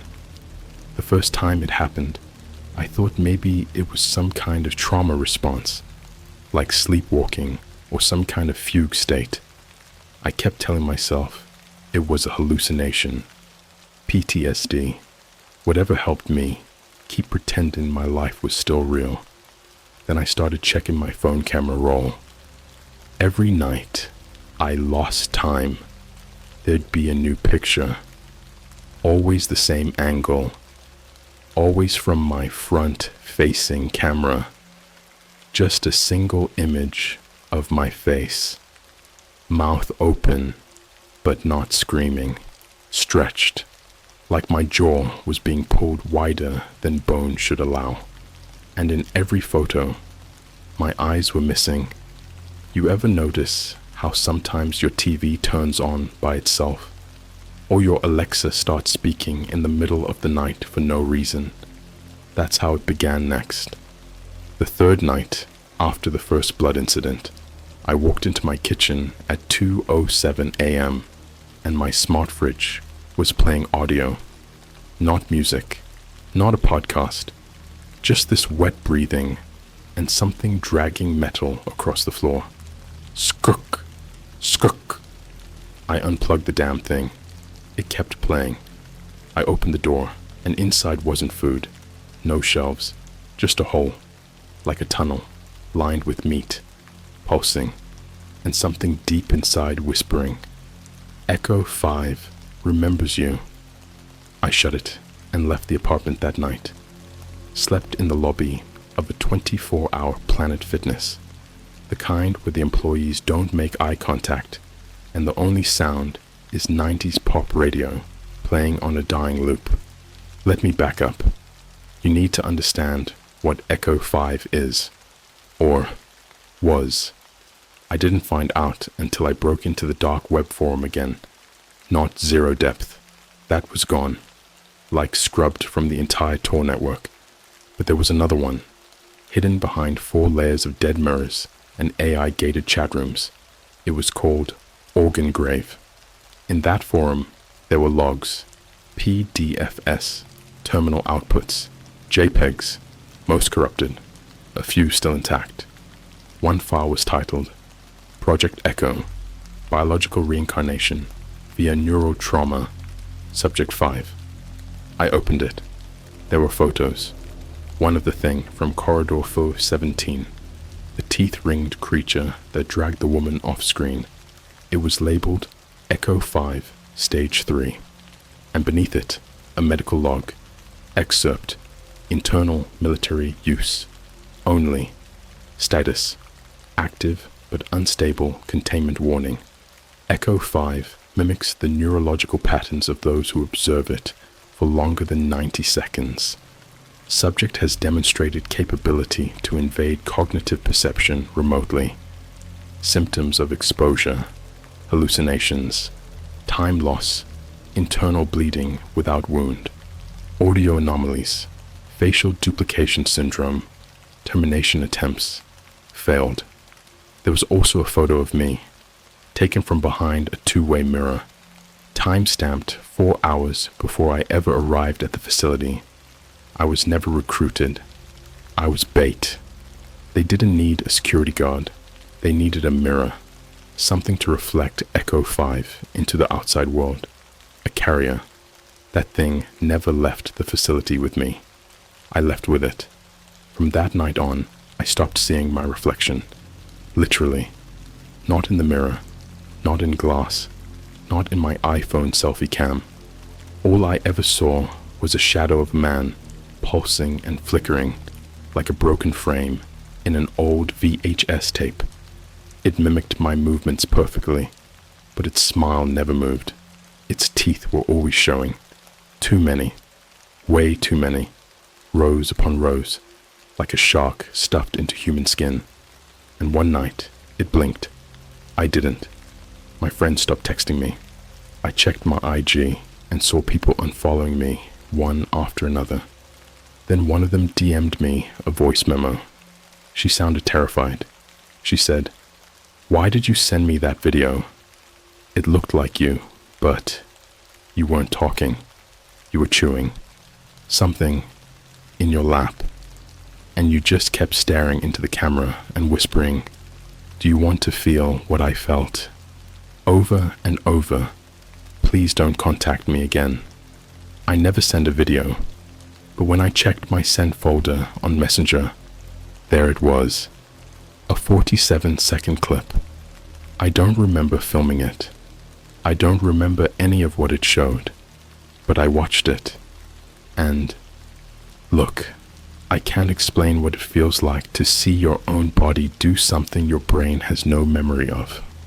I was sitting on the floor in the same security room from the facility, same lighting, same screens, and in my lap was, I think it was a dog, half of one. My mouth was moving like I was talking, but the audio was reversed, and behind me, on every screen, was me. Dozens of versions of me, all slightly different. One covered in bite marks, one missing an arm, one faceless. Next night, I passed out. Woke up in my bathtub, hands bleeding, nails gone, teeth, not all mine. I found a bite mark on my shoulder, human, no record of who did it. You want to know the worst part? People around me started dying. 2 kids from my old high school went missing, last seen outside a 7-Eleven near my block. The security cam footage? Corrupted. My landlord disappeared. No cops, No questions. Just gone. I opened his mailbox 2 days later. Inside was a single item, a VHS tape with a sticky note that said, "Play this where no one can hear you scream." I found an old player at a thrift store and watched it in my storage unit. The tape showed him tied to a chair in what looked like one of the unmarked rooms from the facility. Dr. Rayner was there. He was laughing. He opened the man's chest with his bare hands and pulled out something that looked like a second face, attached to his heart by strings of nerve, and whispered, "You shouldn't have housed it," then turned to the camera and said, "You're next." The tape cut out, and when I left the storage unit, there were footprints in the snow leading up to the door, but none leading away. Now, every time I pass by a screen, any screen, I see myself for a split second, not moving, just watching, like it's waiting for me to forget what I saw, to let my guard down.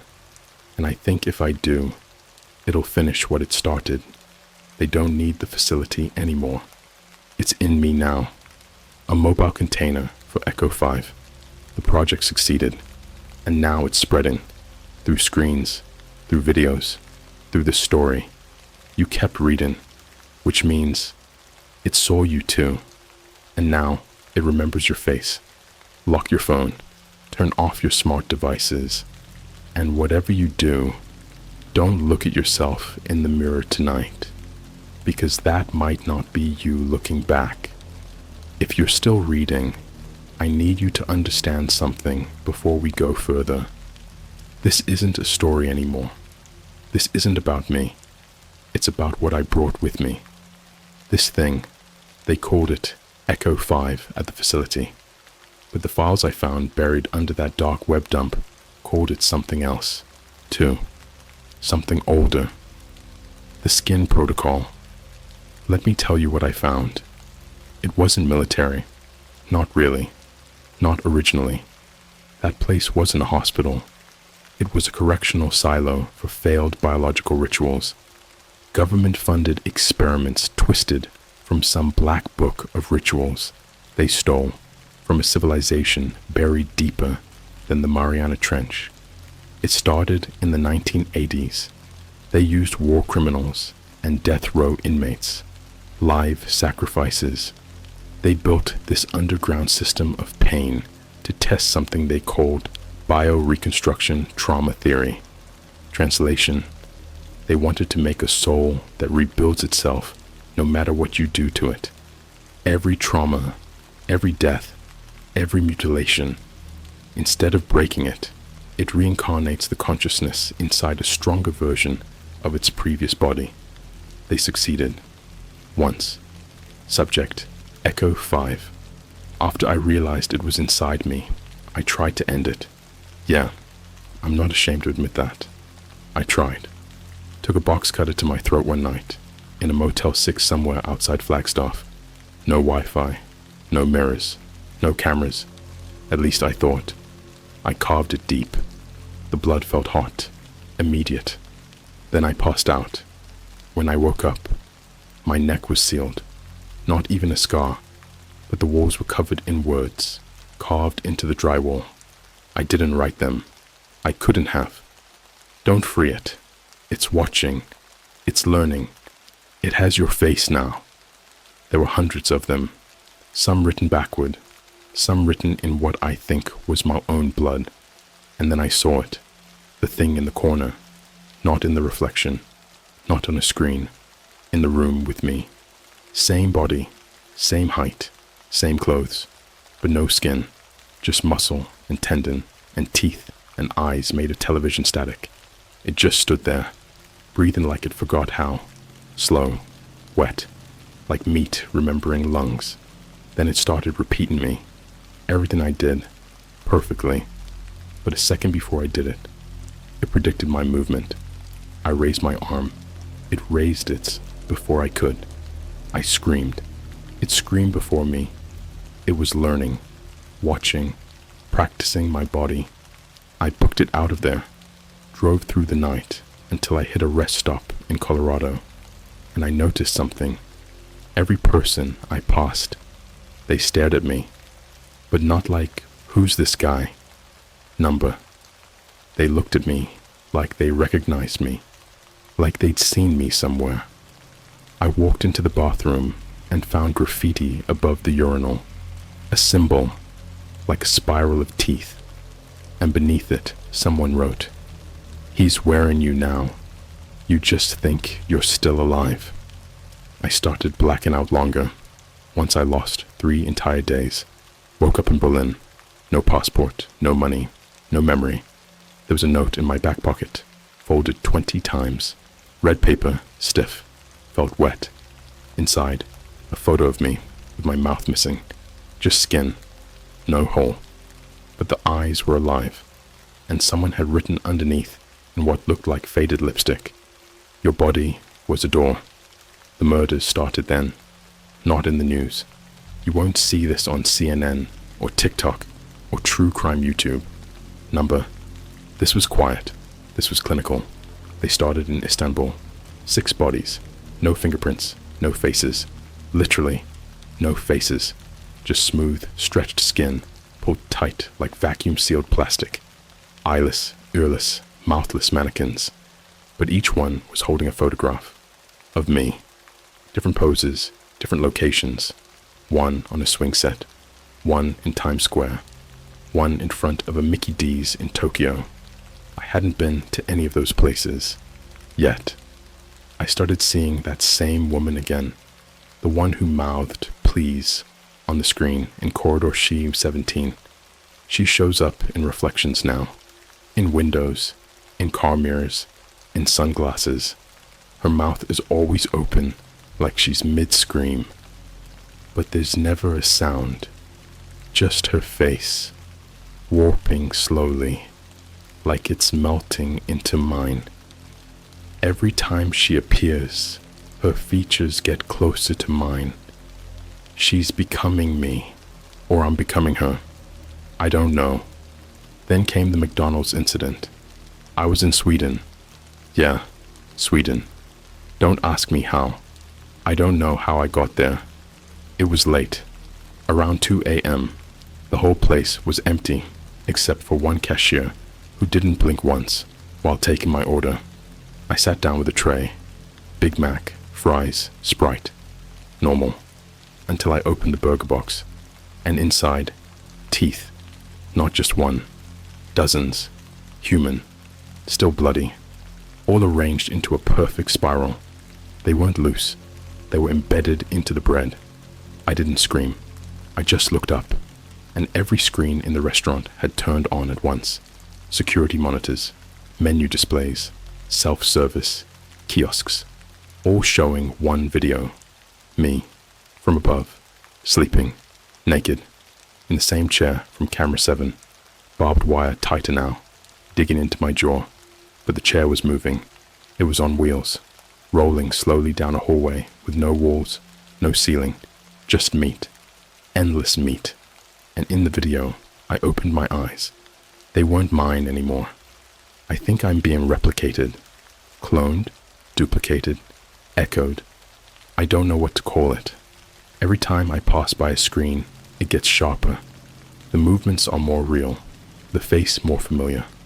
And sometimes, it doesn't mirror me anymore. Sometimes, it smiles on its own. I called my mom. First time in years. She picked up, but the voice wasn't hers. It was mine. Laughing. Then the call dropped. When I called again, her number was disconnected. Final note for tonight. I went to a library in Prague. Public computer.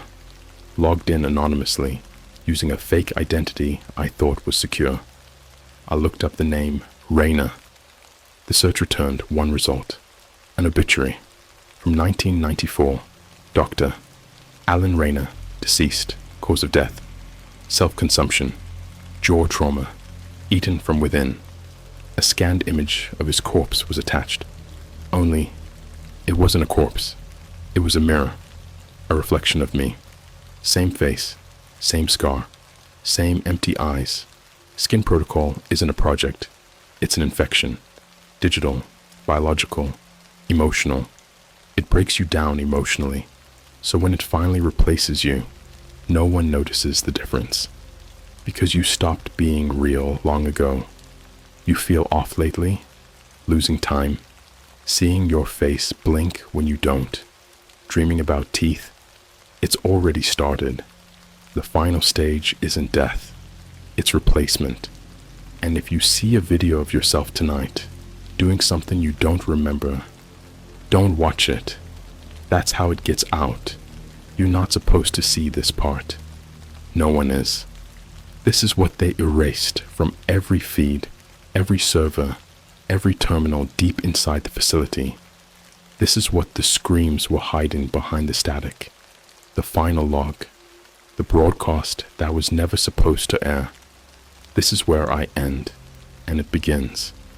The last 3 days, I felt like I'm watching my life from outside a screen.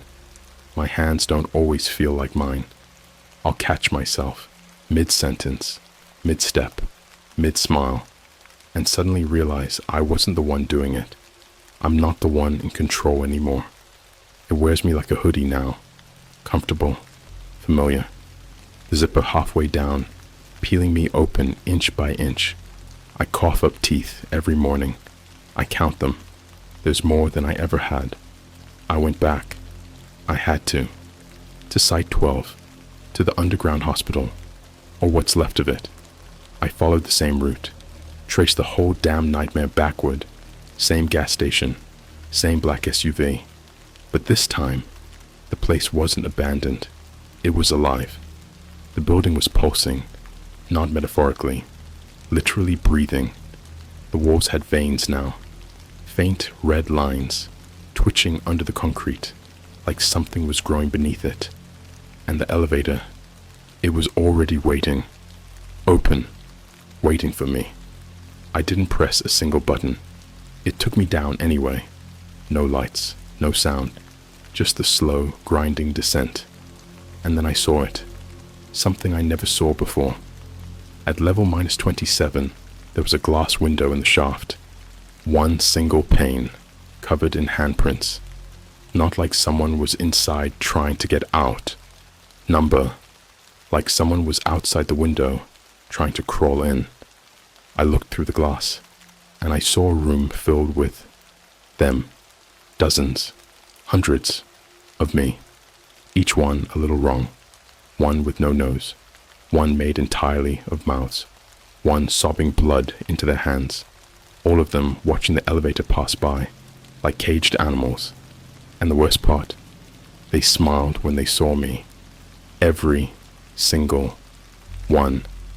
When the doors opened at the bottom, I didn't step out. I was dragged. The floor itself moved like a conveyor belt made of flesh, groaning, pushing me into a corridor that didn't exist on the blueprints. The smell was sweet, that sick, honey-rotted sweetness of something dead too long to be buried. And there it was, room S00, not locked, not hidden, just waiting. Inside, the chair.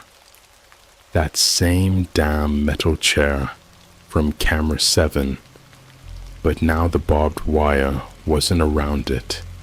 It was inside it, like veins running through the steel, like it was feeding off the ones who sat there.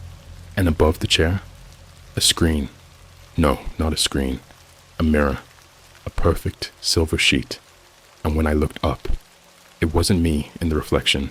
It was the original, the thing I saw on camera, the first Echo 5. But it didn't move. It waited until I blinked, just once. That's all it took. The mirror cracked. The glass rippled like water. The reflection stepped forward, not through the mirror, out of it.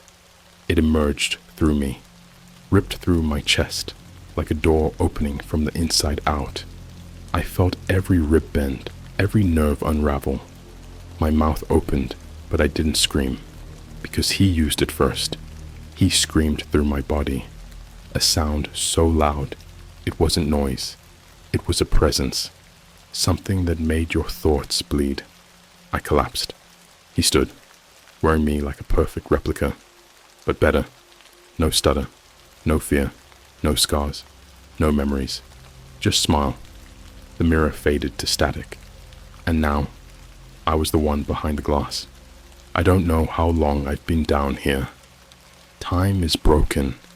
It loops in knots. Sometimes I'm watching the monitors again. Sometimes I'm the one being watched.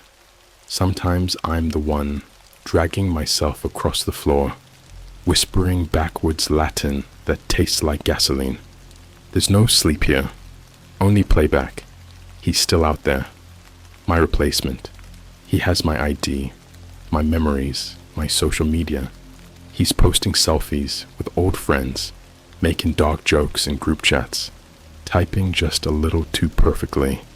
He's uploaded things, videos, glitched out dream logs, animated horror stories with my voice, my face, but just wrong enough that your subconscious knows. Have you watched one? Did the thumbnail look familiar? Was the voice too close? I left something behind, a file, buried deep, an unlisted YouTube video uploaded at 3:33 a.m. Title, Skin Protocol Final.move. Do not watch it. I don't care how curious you are. It's not a story. It's a transmission, a replication blueprint. Every time someone watches it, the image sharpens. The mimic learns more. The virus rewrites one more line of your neural code. It doesn't infect your body. It rewrites your identity. This is your last warning. If you've read this far, he already knows your face. It saw you through the screen. Your reflection flickered when it wasn't supposed to. Tonight, when you turn off your phone and look into your mirror, don't ask, "Who am I?" Ask, "Who's watching from behind my eyes?" Because if you blink, if you pause for even a second, he'll finish what I couldn't. End of transmission. Do not reopen. This file locked. Echo level 5+ viewer status. Compromised. You're not you anymore. You're just the next version.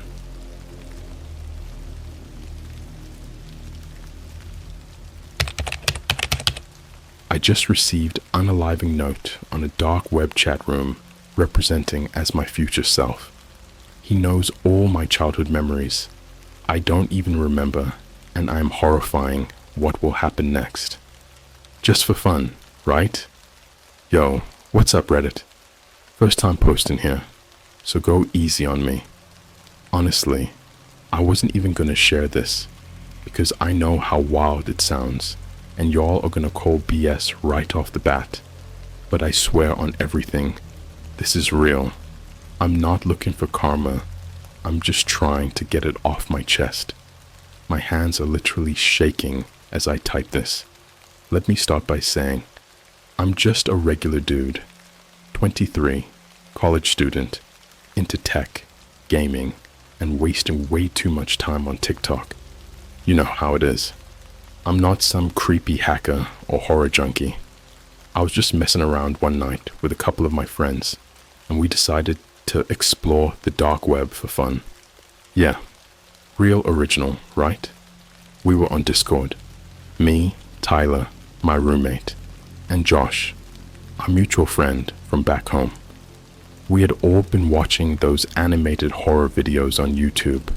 Stuff like, Here's My Story, or those animated true deep web horror stories, where some dude ends up getting stalked by a faceless guy, or kidnapped after clicking the wrong link. Classic. So Tyler's like, "Bro, let's just check it out. Not like the red rooms or anything, just the forums and chats, like the old creepy 2000s forums and stuff." I was hesitant. Not because I'm a coward, but just, you hear too many stories. And I don't mean like monsters or ghosts. I mean real people doing real fucked up stuff. But I figured, hey, we're not buying anything. We're not talking to anyone. We're just browsing. No harm, right? Famous last words. We got on tour using a VPN. Nothing crazy at first. Just basic, outdated-looking sites. Like that GeoCities-style trash. Static pages, weird ASCII skulls, random edgy poetry, conspiracy theories about Avril Lavigne being dead. Mostly just digital junkyards. Then we found this chat room. It was called The Looking Glass. Simple black background, blood red font. Gimmicky, yeah, but we were like, yo, this is perfect horror movie material. The page was just one giant chat feed, no login. You could type in any name and start talking. Most of the people in there were trolling. Lots of weird usernames like 0UT Throw Gods or Meatskare Yin, the kind of stuff you'd expect. But then this one user popped up. Username ME__IN__2028. He didn't say anything at first, just watched the feed. You could tell when someone new joined because it would log their IP region. Mine showed up as NY212. Then I got a private message. The chat box blinked. Me, in 2028, has invited you to a private chat room. Accept? Tyler dared me to click yes. I was like, whatever, let's see where this goes. I clicked accept.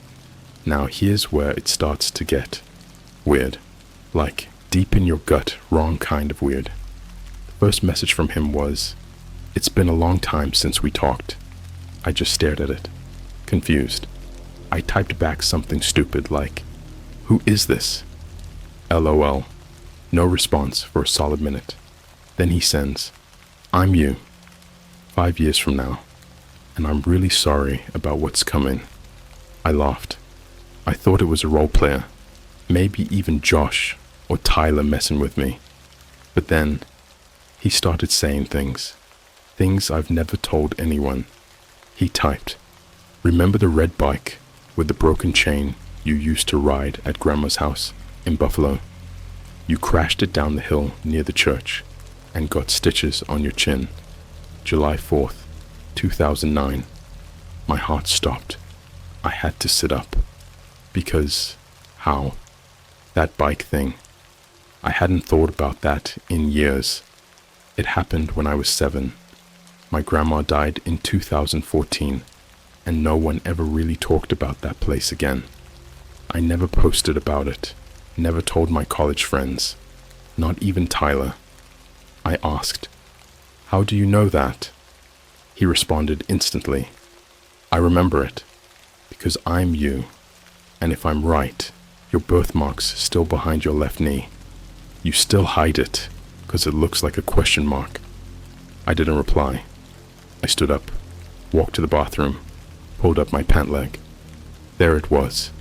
Same stupid little question mark birthmark I forgot even existed. I ran back to my screen. He was still typing. "Don't freak out. You found me because I needed you to. I wanted to stop what's coming. You still have the necklace Dad gave you, right? The one they never found after the fire." At that point, I disconnected, closed everything, shut down Tor, deleted the browser, cleared all temp files. My hands were clammy, chest tight. I told Tyler and Josh it was some creepy troll and played it off like a joke. But that night, I couldn't sleep. Because, yeah, I still have that necklace. My dad died in a fire at our old house when I was 11. They said they couldn't recover anything from his room. But when I went back in during cleanup, I found the necklace under a charred drawer. It was blackened, but intact. I've kept it ever since, hidden inside an old CD case on my shelf. And now, some dude on the dark web knows about it. Either someone's been watching me for years, or that guy really was me. The next day, I tried to play it cool, went to class, scrolled through Instagram, watched dumb memes on TikTok, tried to forget. But that night, At exactly 3:03 a.m., my phone buzzed. No caller ID. I answered, heart pounding. No one spoke, just breathing. I was about to hang up when a voice whispered, "Check your inbox." Then it cut off. I didn't sleep after that. I just waited until the sun came up. When I checked my laptop, I found a PDF file saved to my desktop. I didn't download it. The file was called finaldecision.pdf. I'm gonna stop here for now, but what I saw in that file, the list of people who were going to die, the exact dates, and what it said about me at the very end. Yeah, I wish I'd never clicked accept. Let me know if you guys want part 2. It only gets worse from here. I stared at the file for a full hour before I opened it. Not because I was scared it had a virus, or that someone was watching me through my webcam. Though, let's be honest, that was probably happening too. No, I didn't open it because I knew the second I saw what was inside, things wouldn't go back to normal, like ever again. Eventually, curiosity won. It always does, right? I clicked the file. It opened like a scanned document, grainy, yellow-tinted like an old fax. But the first thing that hit me wasn't the visuals. It was the title, written in all caps at the top. You will decide who lives and who never existed. Below that was a list of 11 names. No context, just first and last names, city of birth, and a status column. I recognized 3 names instantly. Tyler Brennan, status, until March 26th, 2025. Megan Soriano, status, deleted. Jason L. Bell, status, pending. Tyler was my roommate, the same one who dared me to join that cursed chat room. Megan Soriano was a girl from my high school. She died in a car crash our senior year. Or at least, that's what I thought. But deleted, what does that even mean? I searched her name on Google, Facebook, even my old school yearbook PDFs I had saved. She wasn't there. It was like she'd never existed. No records, no photos, even group pictures where I know she was standing next to me. She was gone. The spacing looked wrong, like a glitch, like someone had cropped her out of reality. My stomach dropped. I checked Jason L. Bell, another random name. This one, I had no clue who he was until I opened Instagram. One of my friend's stories popped up. It was a repost of a missing person flyer. Have you seen Jason Bell? Last seen at a Starbucks in Boston. Left his drink behind. Phone left on table. No security footage. And the timestamp on the story. Literally 15 minutes ago. That's when I noticed a line at the bottom of the PDF. It was written in smaller font. Barely legible. You are not being haunted. You are being prepared. The game ends when the choice is made. There was a single link below it. No domain. Just raw code and numbers. I clicked it anyway. I already knew I was in too deep. It opened a live countdown timer. It was set to 7 days. And below it, a message appeared. This time in bright red text flashing slowly. One will be erased. You decide. Let me explain what erased means, because it's not what you think. It's not just about dying. It's about never having existed in the first place. That night, Tyler came home late from a party. He was drunk, laughing, holding one of those 7-Eleven hot dogs, and talking about a girl who gave him her number. I was sitting on my bed, silent, watching him, wondering if I should tell him that I'd just seen his name on a list of people who were marked to disappear from the world in exactly 4 days. I asked him something random, something I hoped would feel casual. Do you remember Megan Soriano? He gave me the weirdest look. Who? From high school. She sat behind us in chemistry, kinda quiet. Always wore that Misfits hoodie. He blinked, thought for a second. Dude, I have no idea who you're talking about. And then he just kept eating. I barely slept. The next day, the second name updated. Jason L. Bell. Status: erased. March 21st, 2025. My throat locked. I googled his name again. Nothing. The missing flyer was gone from Instagram. My friend's story replaced with a photo of their dog. I checked our messages. No mention of Jason. No comments. No saved image in my cache. The Starbucks location where he vanished posted a TikTok that same morning. Just some girl dancing in front of the counter.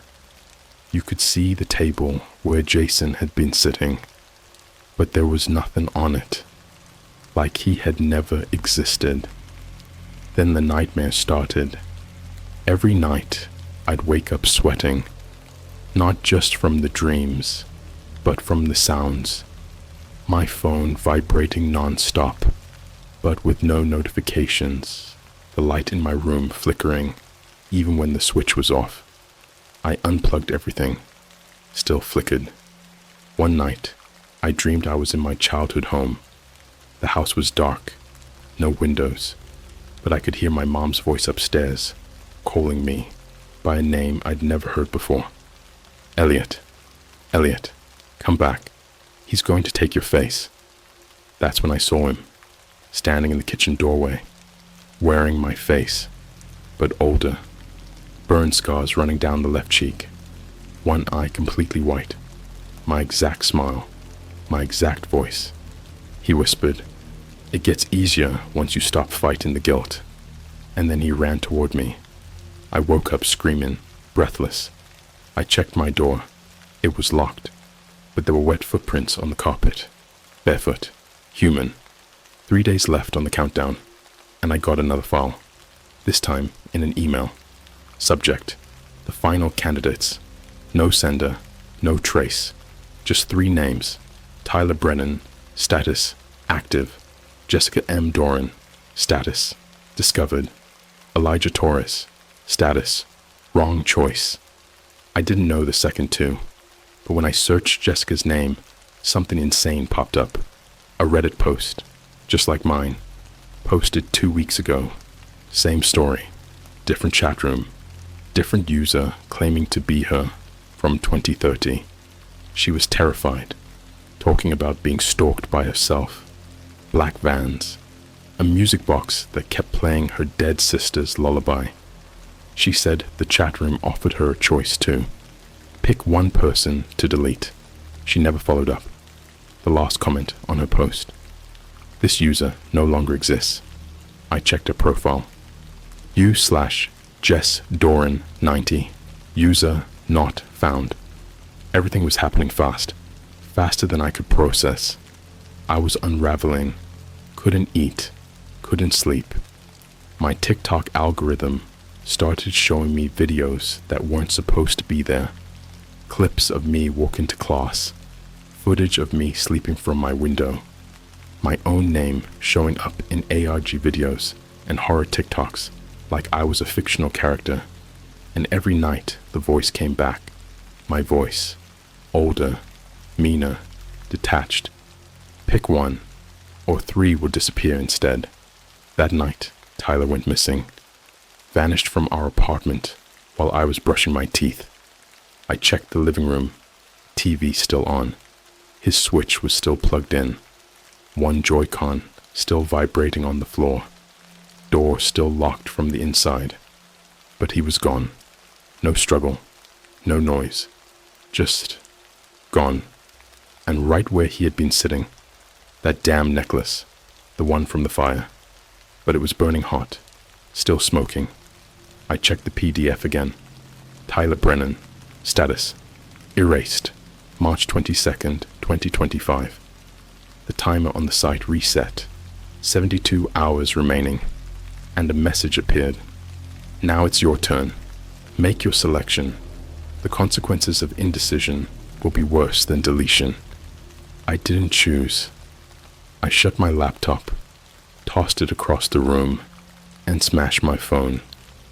But it doesn't matter anymore, because this morning I found a note slipped under my door, written in my handwriting, on the back of my old homework from 5th grade, something no one should have access to. The note read, "Your time is almost up, Elliot." I never told anyone that name. I haven't gone by Elliot since I was adopted at 8. My real name hasn't been spoken aloud in 15 years, and now I know the truth. This isn't about saving myself. It's about remembering who I really was before I was erased the first time. And if I don't finish what I started, they'll come back for me. March 23rd, 2:44 a.m., Brooklyn, New York. Rain beating down so hard on the fire escape. It sounded like someone was pacing just outside my window. I hadn't slept in 36 hours. The countdown was ticking. 2 days left. The laptop stayed closed. But that didn't matter anymore. The file didn't need permission to update anymore. At 2:45 a.m., the lights in my room flickered. Not a normal flicker. They went off in sequence, like fingers tapping on my ceiling, one by one. Kitchen, bathroom, hallway, room, click, click, click, click. When they came back on, my monitor was awake, and the PDF was open again. Only now, the heading had changed. Watch carefully, or the next deletion will be personal. And below that, a live stream window.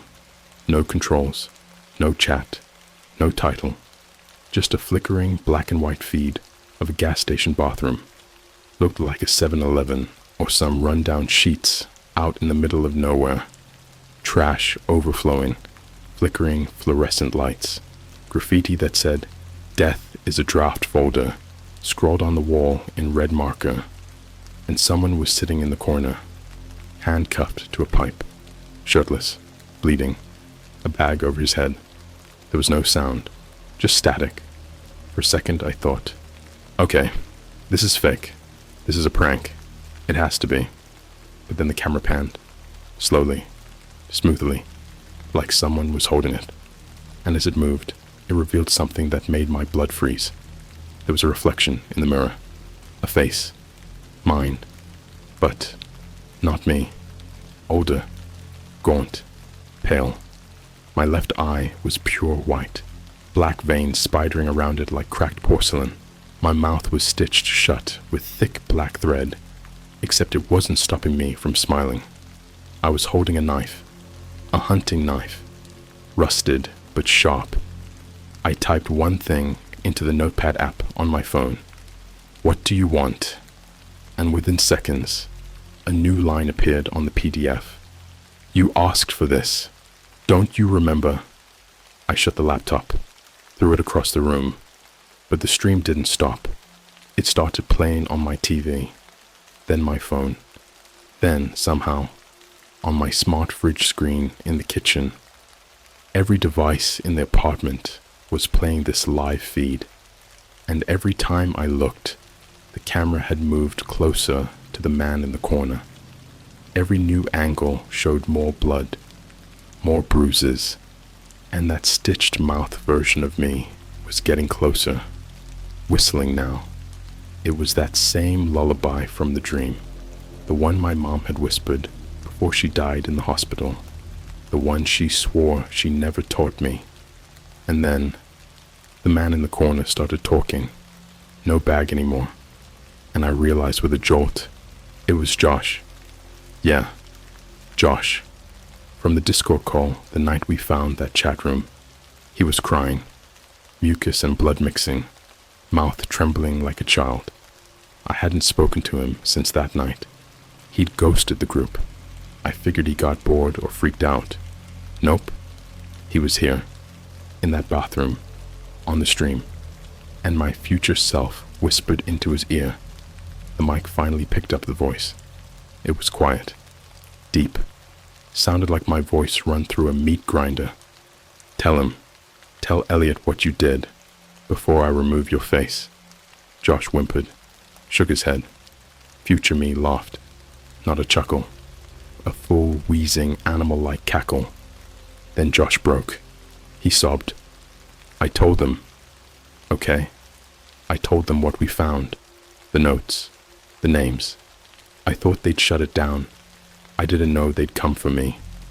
The camera turned to face me, like it could see me through the screen. You're welcome, Future me hissed. You wanted truth. This is how it tastes. And then he slit Josh's throat. Slowly. I watched my friend's eyes roll back, watched his legs kick, watched blood pool on the floor, watched myself lean down and say, erased. Then the stream cut out. Silence. My TV exploded. No, seriously. It exploded, like someone had poured gasoline into the back of it and lit a match. My ears were ringing. Shards of plastic everywhere.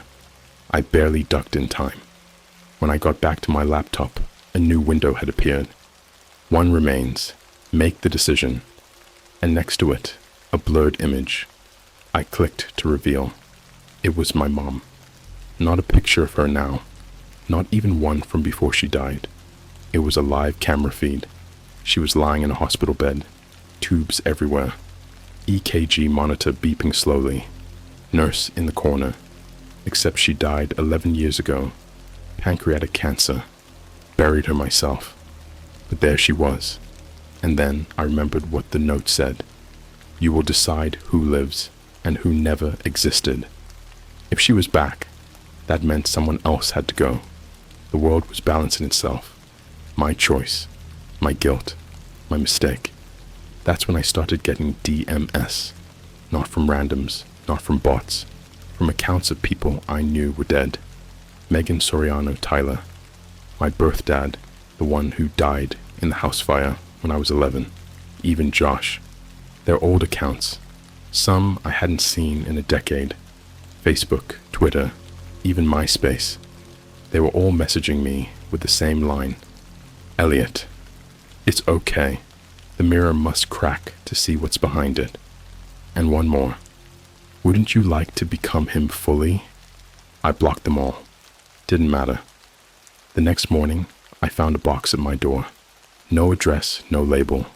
Just my old name carved into the cardboard with what looked like fingernails. Inside was a VHS tape. I don't even own a VCR, so I borrowed one from the thrift shop across the street, plugged it into the oldest TV I could find in my building's basement laundry room, set the tape in.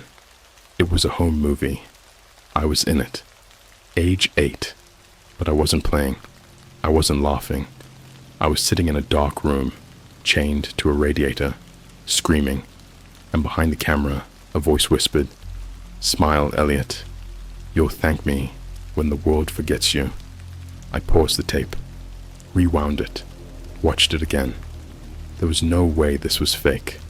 The scar on my collarbone, the one I never could explain, was right there, fresh and red. The room behind me was covered in drawings, crude sketches, pages from school books, torn out and scribbled on. All of them showed the same thing, a figure with no face, only my smile. And in every drawing, someone was missing from the world. I haven't told you everything yet, because you wouldn't believe the rest. I haven't even touched on what I found when I reopened the stream last night, or what was written in blood on my bathroom mirror this morning. But I will, because I think you deserve to know what happens when you let your future self make decisions for you, especially when your future self isn't quite human anymore. March 24th. 1 day left. The PDF updated without me even opening the laptop. It's in everything now. My microwave display flashed the countdown. My Spotify was hijacked to loop that lullaby. Even the receipt printer at the local CVS spat out a message when I tried to buy toothpaste. The room of names is ready. It gave me an address. No city, no zip, just coordinates. 42.39515 degrees north, 71.13284 degrees west. I googled it. Somewhere near Cambridge, Massachusetts, near the edge of an overgrown, condemned lot behind what used to be a Chuck E. Cheese. Yeah, that's right, behind a fucking Chuck E. Cheese. I took a bus. I didn't want my phone tracked, so I left it. Borrowed a burner from a kid selling fake sneakers outside a 24-hour laundromat. Told him I needed something off-grid. He didn't even blink. Charged me in Dogecoin. The place was dead. Dead in that way, where even birds refused to fly over. The Chuck E. Cheese building had been boarded up for years, but it wasn't the kind of place that got vandalized. It was too quiet. The kind of silence that felt watched. There was a gate in the back, with a chain and a rotted sign that had been scrubbed clean. No graffiti, just nothing. As if the world itself forgot this land even existed. Beyond the gate, about 100 feet into the trees, I found it. A black door, freestanding, no building, just a rusted iron door embedded in the dirt like it had been dropped from the sky. No hinges, no handle, just a slot, and etched above it, deposit what was taken from you. I didn't know what it meant until I looked at my wrist, my bracelet, the last thing my mom ever gave me, a cheap little braided string with the initials EW. I hadn't taken it off since her funeral. I hesitated for way too long. Then I slid it through the slot. The door opened, not with a creak, not even a sound. It just slid into the ground like it was melting into the dirt. Behind it, a staircase, leading down into pure darkness. I descended. The Room of Names isn't a room. It's a cathedral, carved entirely out of flesh. I'm not being dramatic. The walls pulsed. Veins ran through the ceiling like black vines. The floor was wet, slippery. There was hair in the walls. Eyes. Human fucking eyes. Just floating inside tissue, scanning me as I walked deeper. There were names carved into everything. Thousands. Tens of thousands. First names.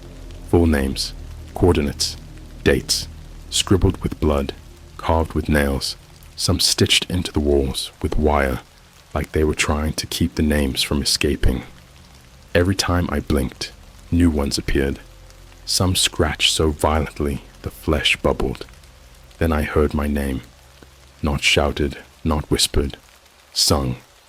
A choir of voices, all in my tone. Different ages, different accents. One of them sounded like me at age 6. Another like me now, but trembling. One sounded like me choking. And all they sang was, Elliot wants to know the truth. Elliot forgot what Elliot did. Then the lights came on, if you can call it that. It was like a slow, amber glow bleeding through the walls, like the cathedral itself was remembering how to breathe. And in the center of it all, a massive slab, like an altar, but it wasn't stone, it was bone, polished white, yellowing at the edges, and tied to it was a body, arched back, eyelids stitched open, gagged with piano wire, completely skinned, except for one patch in the center of the chest. Elliot Ward, age 12. That's when it clicked. This was me. Not symbolically, not in a metaphorical, facing your inner demons kind of way. This was my real body, the one that died the first time. Before they rewrote me, there were stairs behind the altar. I ran. I couldn't look at it anymore. Couldn't process the stitched words on the walls that now screamed, "Make the choice," in unison, over and over, like a swarm of voices tearing at my skull. I tripped, slammed down the steps, and landed in a new chamber, the archive. This place wasn't flesh. It was digital, but rotted. glitchy screens flickering midair, old CRT TVs stacked on bleeding shelves, phones dangling from cords like corpses, printers choking out documents stained in bile. Each screen showed someone, a stranger, sitting, sleeping, screaming, and every few seconds, one screen would blink red. Selected. Then the person would vanish from view. The screen would glitch. Their face would disappear, sometimes in the middle of movement, like you were watching them walk, and suddenly they were gone. Mid-step, deleted, like a corrupted save file. On one screen, I saw Jessica M. Doran again. She was clawing at a wall, screaming my name. Then, without warning, the screen went black. Her name dropped off the index. Gone. A low mechanical voice whispered in my ear. Too late, Elliot. You let the file rot too long. Then the final screen blinked. It was my mom, lying in a hospital room. But this time, she looked awake, healthy, smiling. A nurse was feeding her soup. She turned, as if she knew I was watching, and mouthed something. It's okay, baby. I'm not afraid anymore. Then a second screen turned on. Tyler, bound, gagged, bleeding, in a warehouse somewhere, strapped to a chair, surrounded by TVs looping my voice. His eyes were begging. He was still alive. The screen read, "He exists because you let her return. Balance must be paid. You get to choose, but only once." I didn't choose. I screamed. I ripped the cords out of the wall, bashed the screens with a rusted crowbar I found on the floor. The wires bled. Actual fucking blood. Like I was killing something alive. Then the walls began to close in. Not metaphorically. Literally. The room of names started collapsing. The walls of skin pulsing faster, throbbing, the choir screaming louder than jet engines. I ran, back through the halls, back past the altar. The body was gone. The altar melted. Only a mirror remained now, and in it I saw myself. But not me. Future. Me. He was closer now. The stitched mouth was gone. He looked like me, but hollow, drained, wearing a necklace made from teeth. My friend's teeth. And he said, "Welcome home, Elliot. You're the one who started this. You're the seed. You were always meant to replace me." He held out a hand. I was pulled into the mirror. I don't know how long I was gone. When I woke up, I was back in my apartment. Same bed, same cracked screen, except everything was quiet. No humming from electronics, no street sounds, no clock ticking. I looked outside. No cars, no people, nothing. Like the world had just stopped. I turned on the TV. Static. Turned on my phone. Static. Opened the laptop. The file was gone. Everything was blank, except for one message, blinking in the bottom corner of the screen. Thank you for restoring the balance. You have accepted your new role. You are now the next one. And then, I heard it. The first knock on the door. Slow, heavy, like someone dragging their hand down the frame. Then another, and another. I looked through the peephole. There was no one there, but my reflection was staring back, and it was smiling.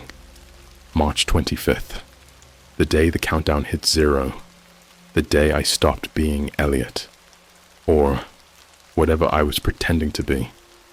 When I opened my eyes, I wasn't in my apartment anymore. Not in the way you think of apartments. It looked like my room, my bed, my shelf, the posters I never hung. But everything was rotted, like it had been sinking underwater for decades. The air felt thick, oily. The walls pulsed like they were alive, and I swear to God, the floor beneath me breathed. And then I heard it, the scratching, not from outside, not from under the bed, from inside my skin. I pulled up my sleeve. My arm was covered in writing, not ink, not marker, carved, deep, violent, in sloppy, panicked lines, names, thousands, like someone had tried to remember everyone they had ever met, ever seen, ever erased.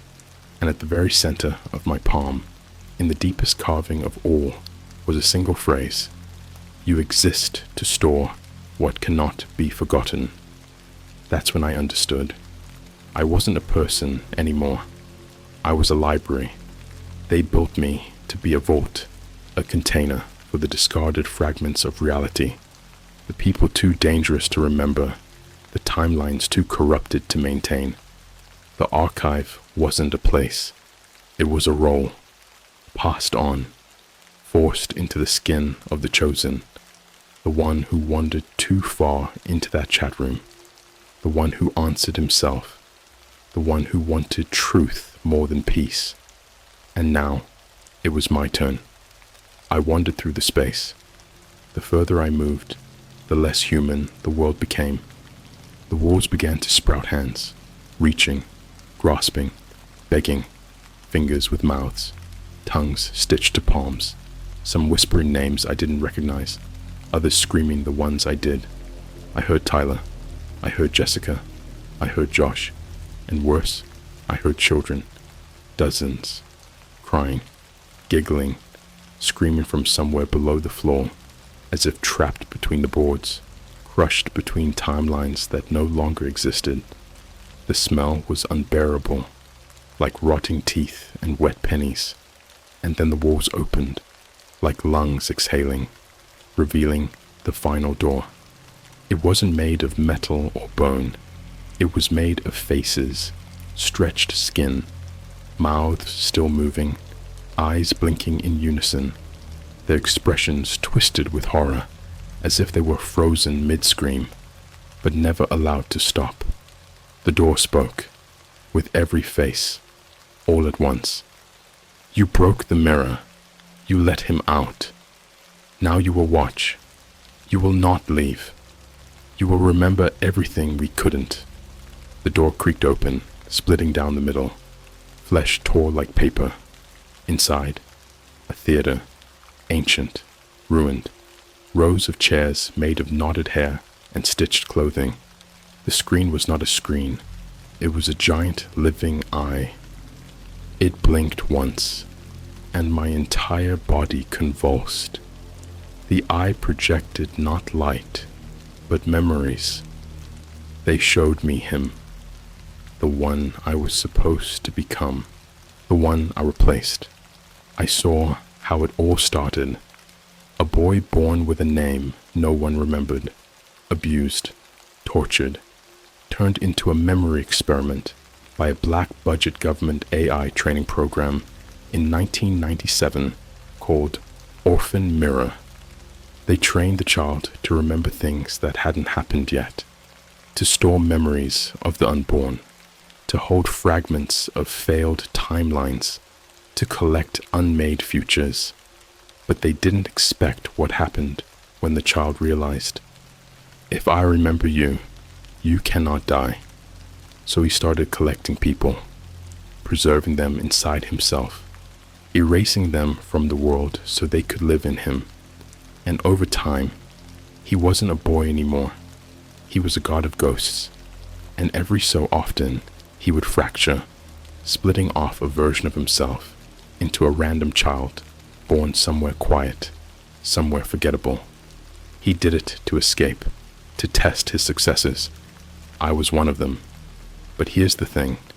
I failed. When I found the chat room, when I opened the PDF, when I refused to choose, I opened a hole in the system, a rip in the algorithm of memory, and the original returned, the first version, the one without limits, the one they sealed inside the room of names centuries ago, behind layers of false identities and rewritten timelines. He's out now. The lights dimmed. The eye on the screen wept ink, and the theater filled with voices, not angry, not screaming, laughing, children's laughter, 1,000 of them, from everywhere, every language, every voice. And then came the final message. burned across my vision in raw code. You will record what comes next. You will watch them forget. You will keep the ones who vanish. You are the last book. We are the authors now. I felt my mind fracture. When I woke up, I was back in my room again. But something was different. Time didn't move. Nothing aged. No hunger. No thirst.